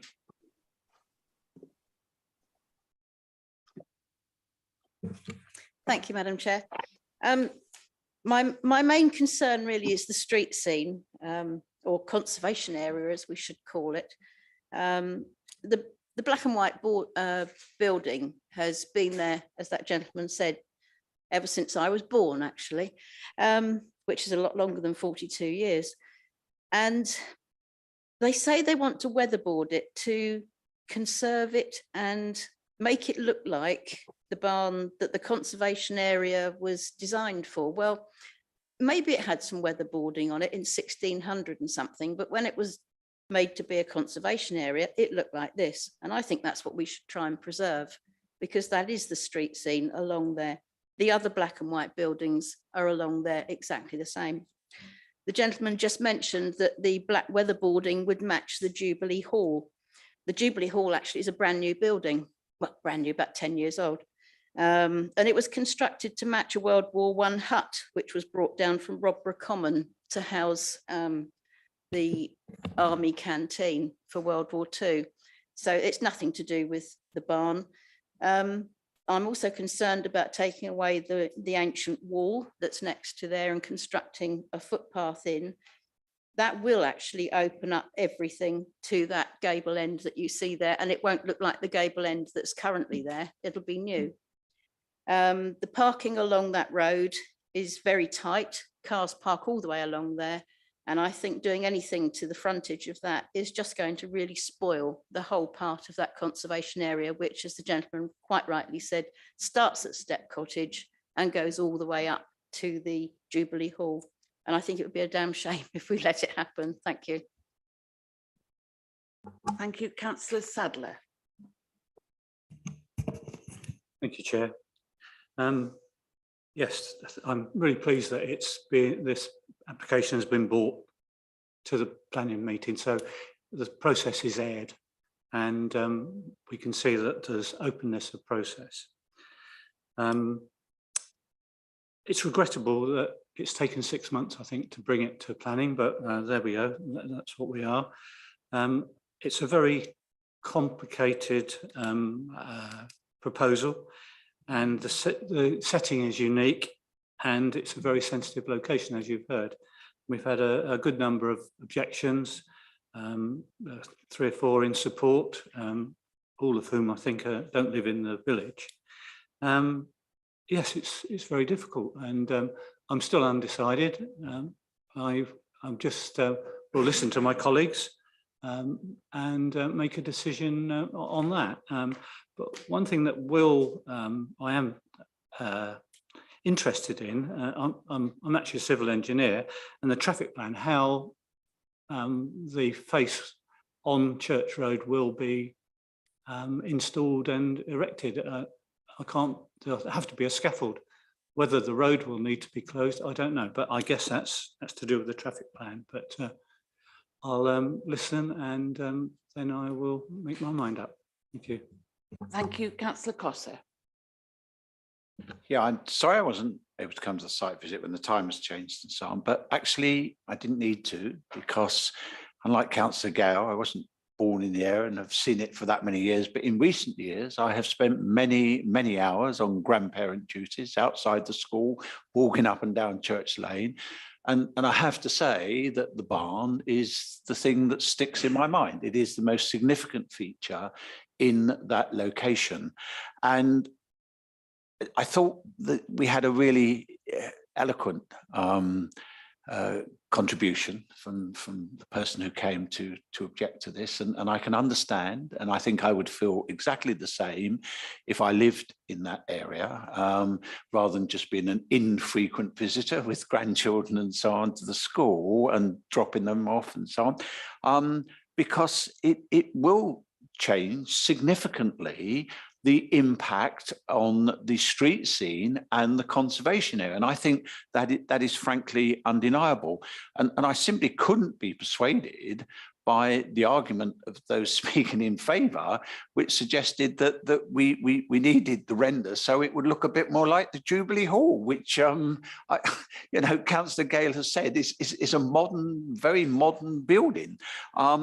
So I again, like colleagues, as always, I will listen to what others have to say. But the only thing, and maybe officers can say a bit more about this, we've heard arguments before about in favour of changes to historic buildings and so on the grounds that, well, if you really don't go with this, it's just going to fall apart and, we can't do anything about it. And I absolutely understand that that's an important part and does actually figure formally in the planning considerations. But unless our officers have something to add, which suggests that somehow this is absolutely essential, which is pretty hard to believe because it's stayed up pretty well for quite a long time, actually, then I'm not going to be persuaded to support this proposal. Thank you, Chairman. Thank you, Councillor Cossa. I think the next is Councillor Follows. Thank you, Madam Chairman. I'm not going to repeat the comments of colleagues. I think they're absolutely right. Certainly, I'll fall back to the Whitley Parish Council objection, which says exactly the same thing. They have a very good planning committee who review things in depth, so usually know what they're talking about. My request just to officers is, could you put the slide up that has the matters for consideration up, just as I'm certainly probably not the only one here wanting to consider reasons to actually reject this. So impact on the conservation area, definitely one of those. I'm also the county councillor for that patch, and I'm a little concerned as to how any traffic management plan is going to reasonably deal with what they're talking about there as well. So I would personally be inclined to seek a refusal for this on its impact on the conservation area. There are other people wanting to speak, so I'm not going to motion that right now, but I'm sure the ward councillors will be inclined at some point. Thank you, Madam Chair. Thank you very much. Yes, we have several speakers. We have Councillor Goodrich next. Thank you, Madam Chairman. I mean, the only matter that concerns me is the barn and its appearance. And we seem to have a sort of conflict in history here. Some of the experts are telling us, it seems to me, that this is a traditional Surrey threshing barn and would have had, therefore, close boarding to the ground. And we also have, I think, evidence that the timber framing of the barn was not designed to bear heavy masonry loads. In other words, officers can correct me, but I am presuming what that means is that to have the bricks between the upright beams was not what it was originally designed for.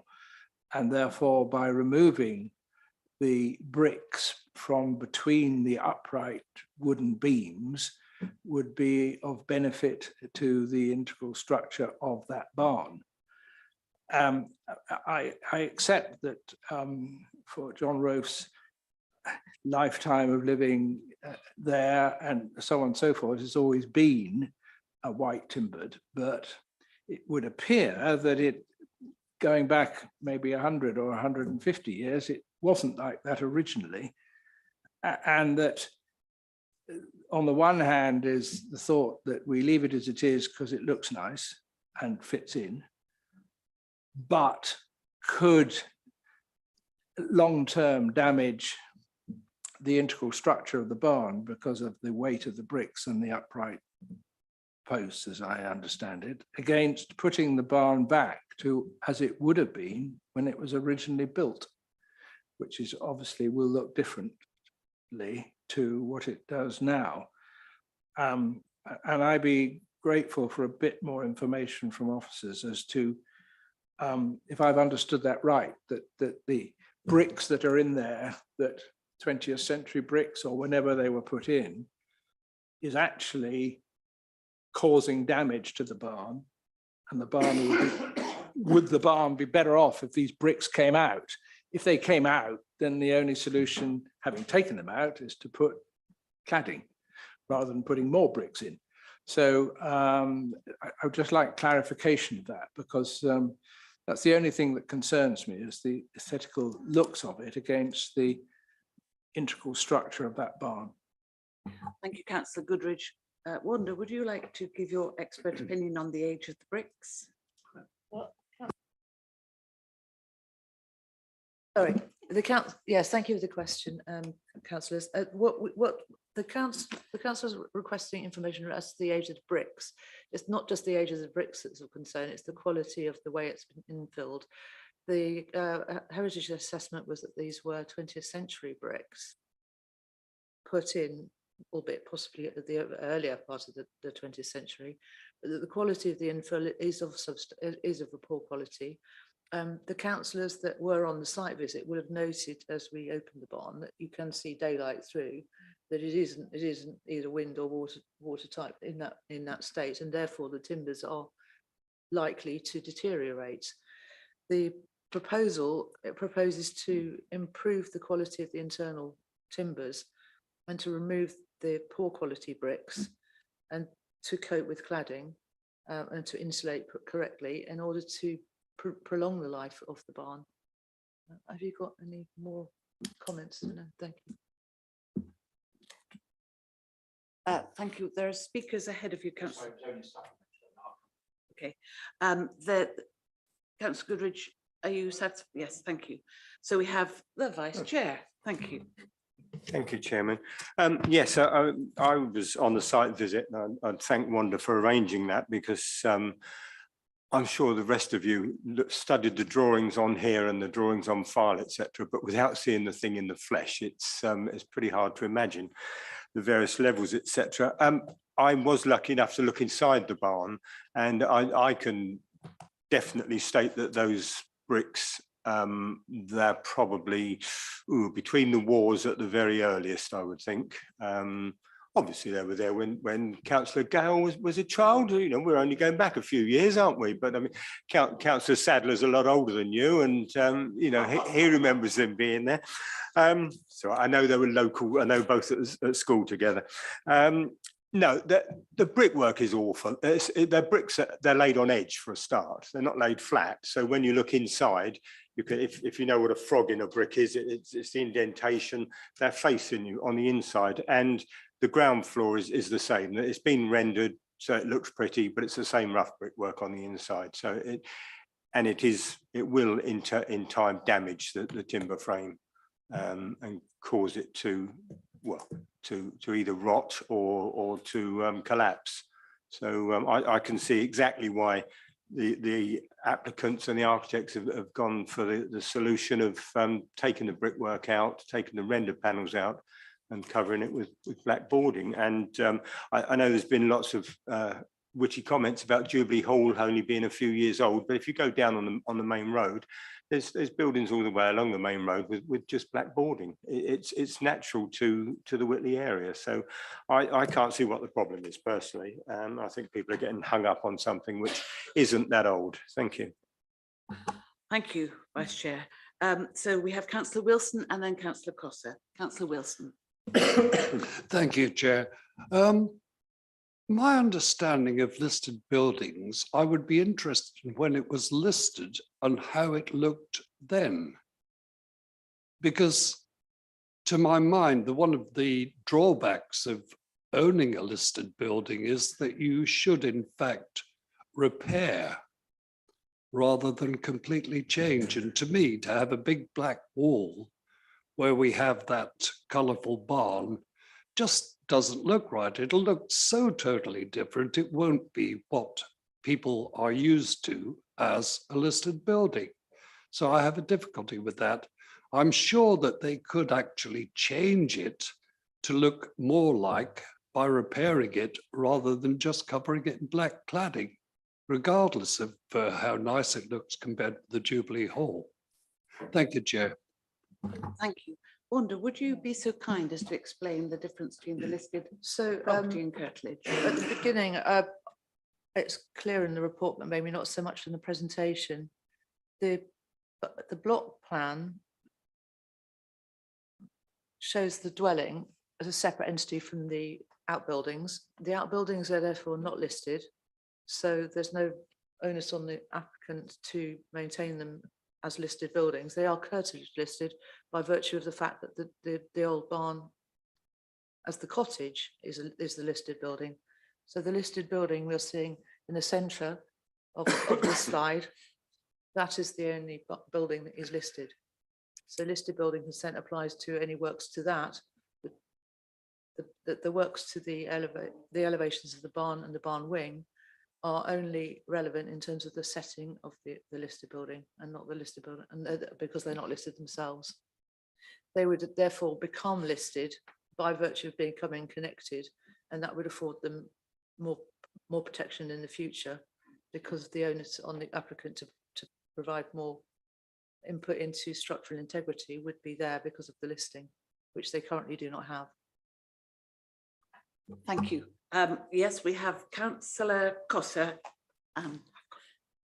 Sorry, it's just a follow-up really. I did say in my own comments that the only thing that was still niggling in the back of my mind was the thing about the structural integrity and so on. And I obviously respect the views that the Vice Chairman has expressed. But what I wanted to check is whether, and this touches a little bit on the point Councillor Wilson was making, is whether it would not be possible, I know it's not the application in front of us, but whether it would not be possible to deal with the structural problems and deficiencies that have been identified by providing some maintenance or restoration, which will provide the same external format that we currently have. Because if that is the case, then I think that is at the heart of this matter in a sense, really. We're having a solution being provided which so fundamentally changes and detracts from what has been a very recognised and I think very attractive street scene view, which enhances the conservation area. And I'd be very reluctant to accept this just because I mean, I don't know enough about building and structures in that way, but maybe it's the cheapest, maybe it's the most convenient, but I just want to know whether it is not possible to provide the necessary stability and maintenance to provide to maintain the external appearance as currently is. Thank you. Councillor Hegan. Thank you, Madam Chair.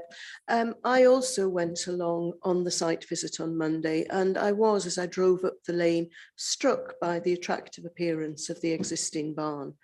But looking at it closely, and even with my lack of knowledge of load-bearing structures, I cannot see any way that the existing appearance of that barn can be maintained.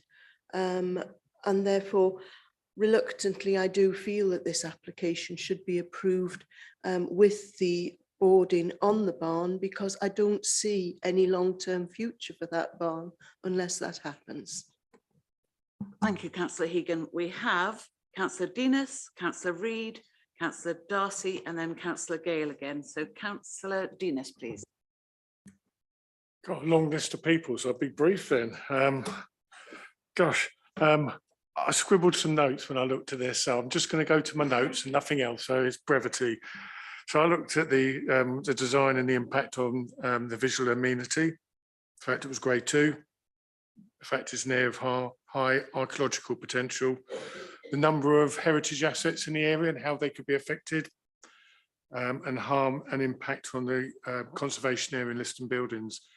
I'm not going to repeat what the conversations have gone already, but at the moment, unless somebody says something to convince me otherwise, I won't be supporting this. Thank you, Councillor Dinas. Who did I say? Councillor Reid. Madam Chair, I will say something, but I don't think I put my hand up for this one. Might be my head. It was, I did. Yeah. Well, I'd just like to repeat the fact that is there are different types of listing, and this is not the highest. It's not grade 2 listed with star. It is the basic grade 2 listed, but it is an historic edge of the ANOB, and it's an area of high archaeological, I put down to importance. But I think here we've got to think about the structure, and this building, which is the barn, will have to be underpinned, which a lot of buildings in our with our clay infrastructure underneath us is one of the penalties for living in this lovely area. And so there's an awful lot of structure on top of this underpinning, and but I am very passionate about how things look visually, and I don't know whether I would agree that the black cladding would look very nice at all. I suppose in the life, everything changes, and in our lifetimes, most people here, we would like to look at something exactly like the building that we see in the picture. So I would suggest that we do the underpinning is supported, and that if it's possible to retain the visual appearance of that rather than the black cladding. That's my opinion. Thank you, Councillor Reid. Councillor Darcy. Thank you. Yes, I also went on the site visit, and I will confirm that we did look into the barn and we could see through it. You could see through the brick.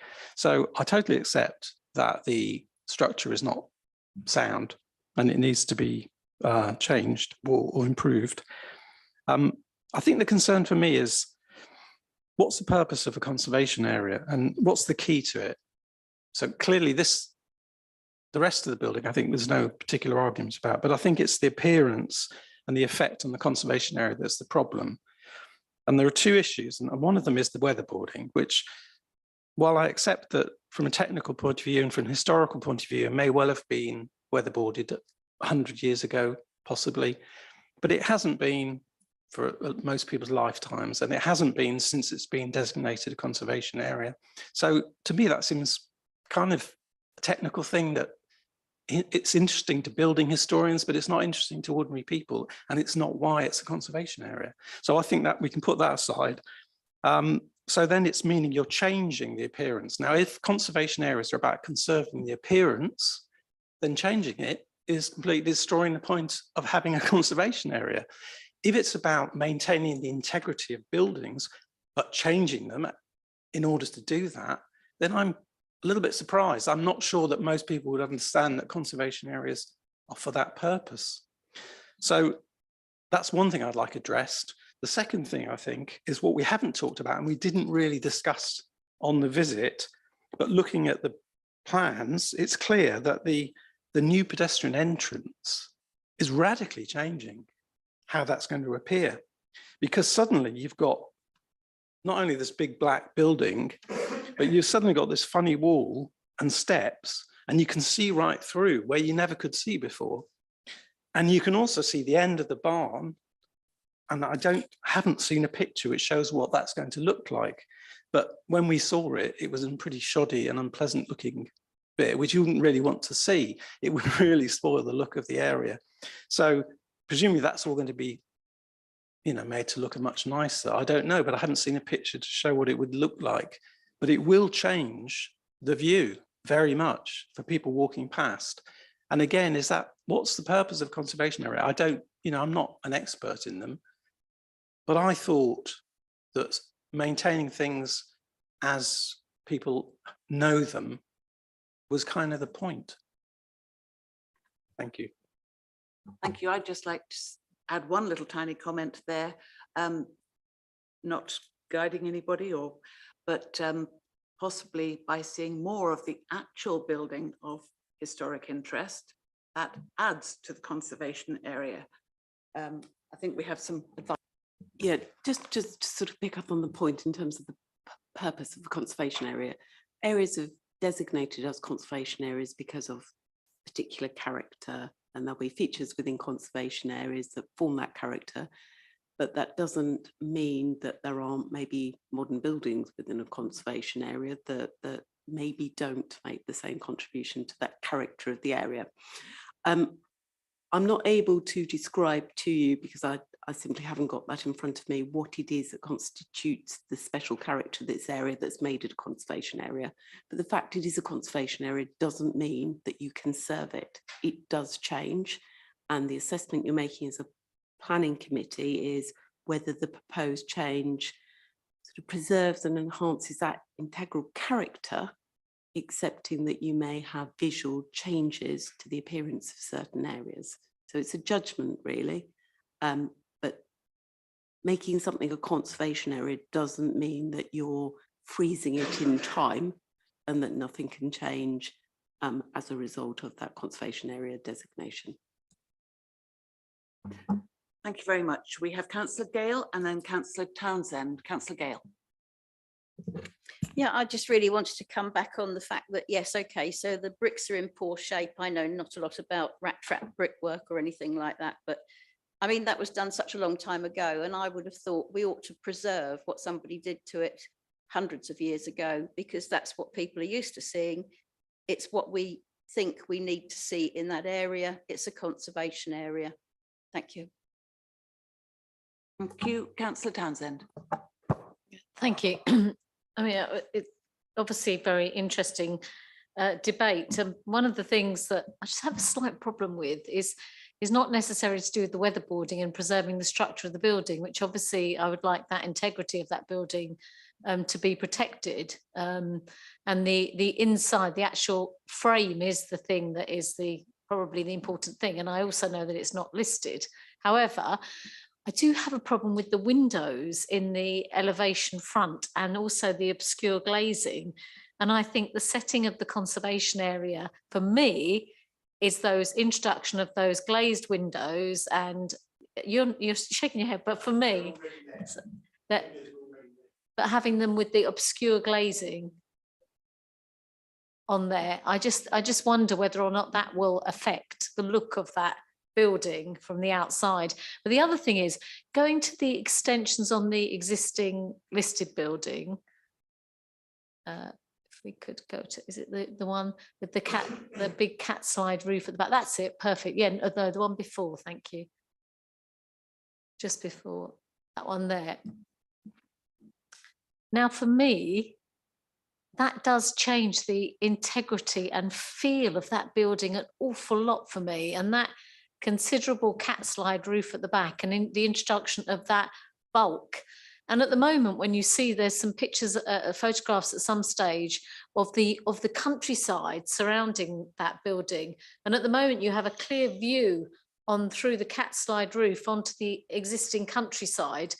And the visual appeal and amenity of that building, I think personally, I just think that extension, I would welcome some comments on whether other members just feel that it's a bit bulky on the side of that listed building and whether or not that changes the integrity. Although I do bear in mind, obviously, the comments from the, our heritage officer, but it just does change that building an awful lot. So I'm not sure really. I am undecided. I'm sitting on the fence at the moment. I'm terribly sorry. Thank you, Councillor Townsend. Wanda? I'd like to just clarify where the view is from, where you're looking from when you're seeing that the cat slide change.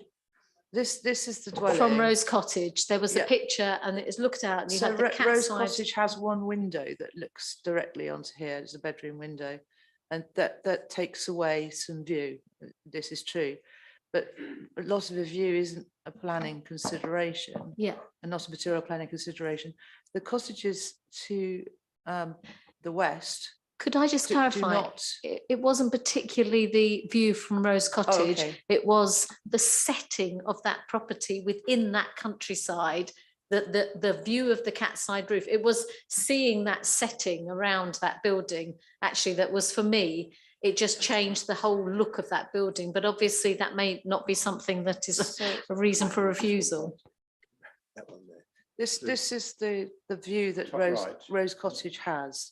It's Rose Cottage is set back from the street, so there would be no public views from the street, which is down here. That the street is behind the gate at the bottom of this little access drive.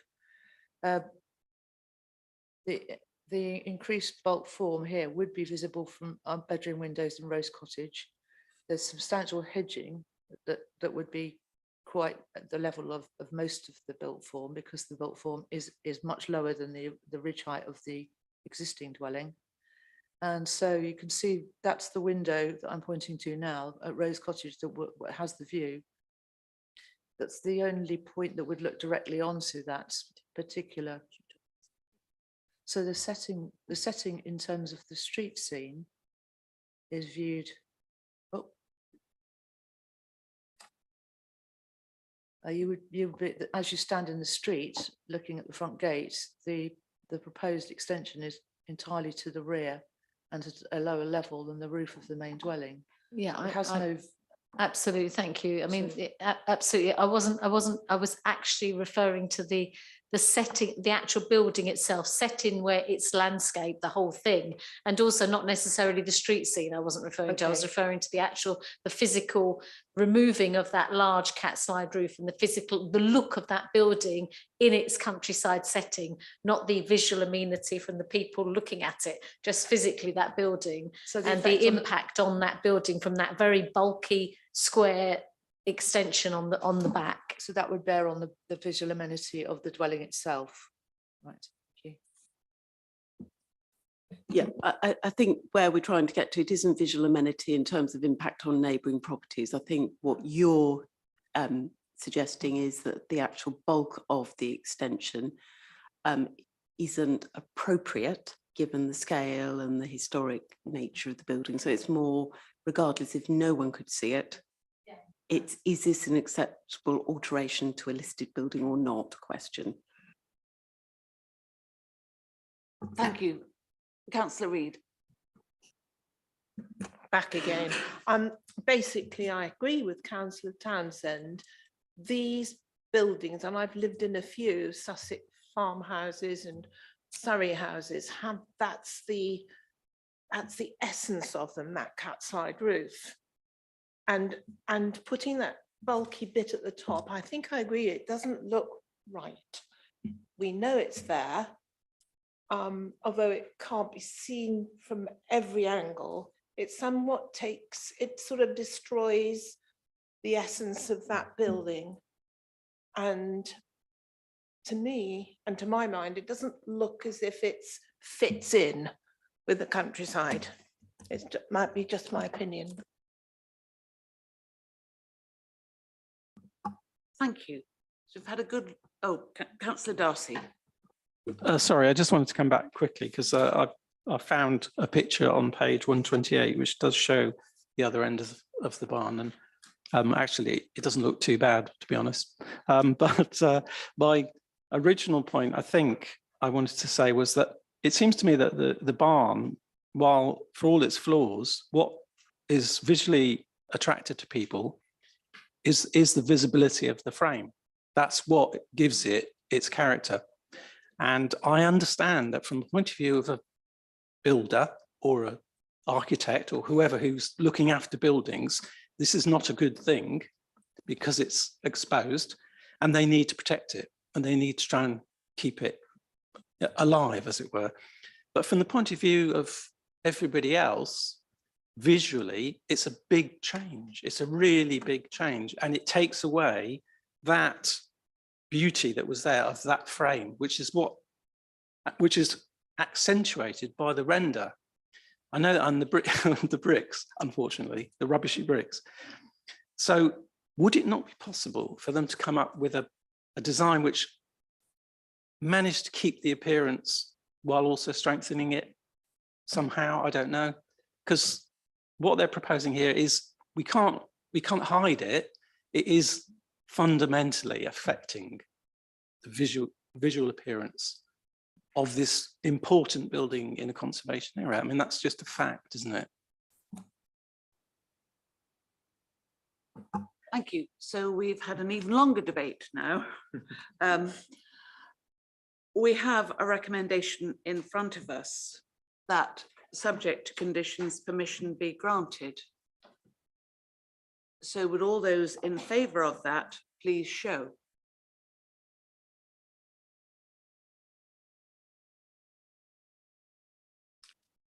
And those against?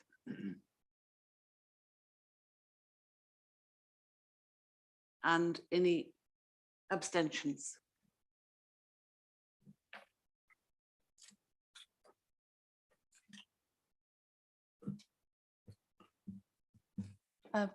The recommendation was refused. The recommendation is refused. The recommendation too. So yes, thank you. We need a recommendation now from you. Councillor Gale. I think number one is the effect on the conservation area. There was a whole list and they've gone. Sorry.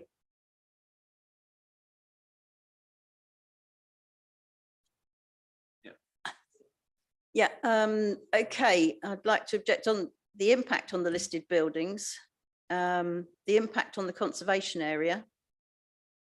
In fact, the impact on parking and highways traffic as well. I think it's all coming into the key there, but somebody's obviously going to put that together and much better than I can. Councillor Gale, we didn't mention that in the debate. Ah, okay. Councillor Follows.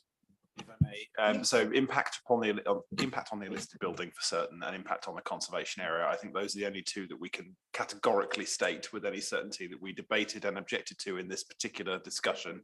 I don't think there's enough to hang the traffic elements on, in that the county acknowledged there was an issue. And the design and impact on the visual amenity as an adjunct of the conservation area impact is probably where I'd go. To the top three, really. Thank you so much.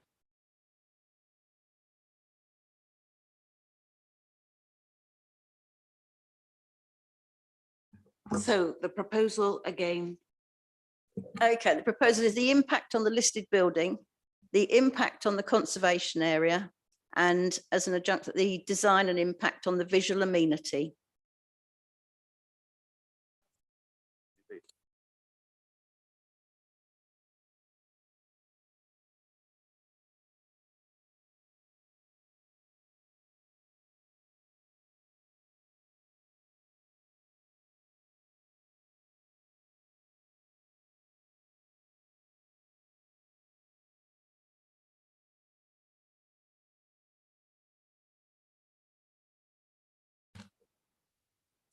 So the proposal was carried. Thank you. So we have objected to that. We then have the application for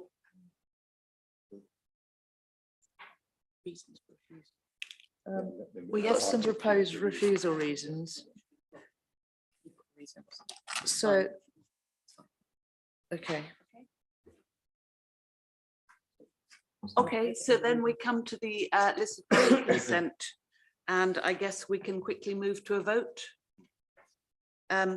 Those in favour of the recommendation, which is also, yep, thank you.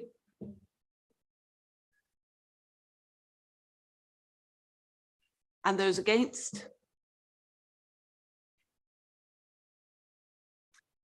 And any abstentions?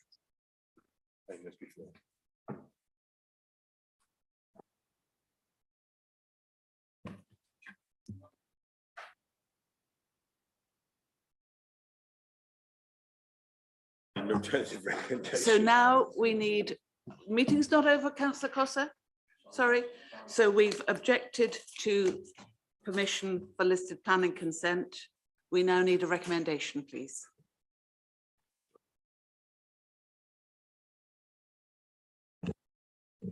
Can we repeat from the previous, please?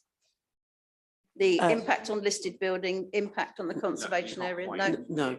Okay. No, I don't know. just to give members a little bit of advice, the difference between the two applications is the second is listed building consent to carry out internal and external alterations to the dwellings. I think it would be helpful for the case officer just to reinforce what those alterations are so that you're minded of those when you come to a decision. So Wanda, do you want to? So with the listed building, it's an internal and external alterations to the dwelling. The curtilage listed barns. So the proposed extensions are, as we just exhibited on the elevations, the first floor rear extension with the dormer and the ground floor loggia, the roof lights in the southeast elevation, and the single story link extension to the side. The harm that was identified arising from the single story link extension arose solely in regards to the removal of historic fabric. There was no external other harm identified. In terms of the listed building consent, the heritage officer identified a limited less than substantial harm through the covering of rafters in the shower room, but felt that since these rafters were not particularly demonstrative of the history of the building and were not particularly in themselves significant, that this harm would be outweighed by the structural improvements to the roof and to the insulation materials and to the rafters of the building as part of that work. The other aspects that would require listed building consent would be to do with the external alterations to the appearance, the cladding and the fenestration of the curtilage buildings and how they would impact on the listed building. Floor plans, if that would be of interest, to see what would be proposed inside, because we haven't looked at those in great detail. The existing floor plans of the main dwelling show the small kitchen. The proposed floor plans show the loggia, and they show the link extension, and they show the changes to the internal parts of the barn, where you're now able to access and use the lower part of the barn, which is currently an undercross stall. On the first floor, we have an area here that's called attic next to the master bedroom. And the proposal would be to convert that to habitable. And the extension that changes the existing cat slide into a cat slide that goes in a different direction whilst retaining the cat slide with a dormer in bedroom 4 is, this is the first floor, and that's the effect in the internal alterations. The shower room here is where there would be limited, less than substantial harm to the listed asset by virtue of covering rafters. The alterations internally to the barn are not included in the listed building application. And there are just a drawing here showing you the roof and what the roof form changes what the roof form changes would be on the main dwelling. So those are the alterations we're looking at under listed building consent. Thank you. I think Councillor Costa was first. I just wanted to clarify, really. I mean, when I looked at that list, the only thing that effectively stood out for me was the external cladding, effectively, because that's what impacts on the street scene and gives rise to the objections we had to the previous application. But I mean, I guess we need some advice on this. I mean, I've heard everything you said, but our objection clearly is the one we've already articulated. How that relates to this application, I think we need some advice on, but clearly we don't like the cladding and its impact on the conservation area. The cladding would be to a non-listed building. It's a curtilage listed building. The heritage officer's advice as regards the impact of the cladding is that it has no harm to the listed building, no harm to the setting of the listed building. Sorry, just to interject, is your advice effectively to us that you have not identified? We have not identified harm. any objection that we could make in terms of listed building consent? And if that is so, what impact, if any, does that have on our first decision? Can I maybe step in here? Just to advise the committee, you've just refused planning permission for the extension. The extension is to the listed building and involves alterations to the listed building. So you may want to focus your attention on whether or not you think it is harmful to the fabric of the listed building to carry out those alterations, because that's the thing you've just refused planning permission for. Thank you. I think Councillor Wilson was just ahead of you. Councillor Follows. Thank you, Chair. I think it would be more helpful to the applicant if we actually deferred this to give them time to come back with what they would like to do. Thank you, Chair. Thank you, Councillor Wilson. Councillor Follows.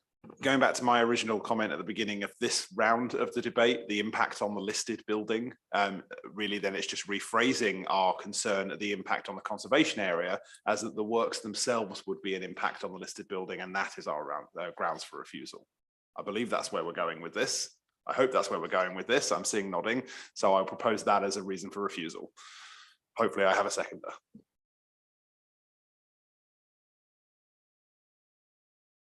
Proposal to object, and would you just say that one more time first, Councillor Follows? That the works proposed in this planning application have impact and cause therefore harm on the listed building itself. So it's seconded, so all in favour of that, thank you.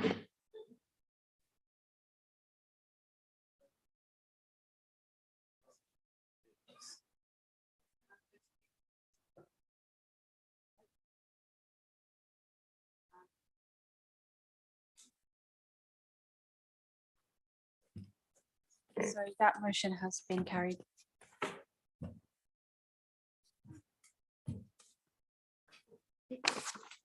So thank you very much, everybody. That is the end of Eastern Planning tonight and for this administration. Thank you all.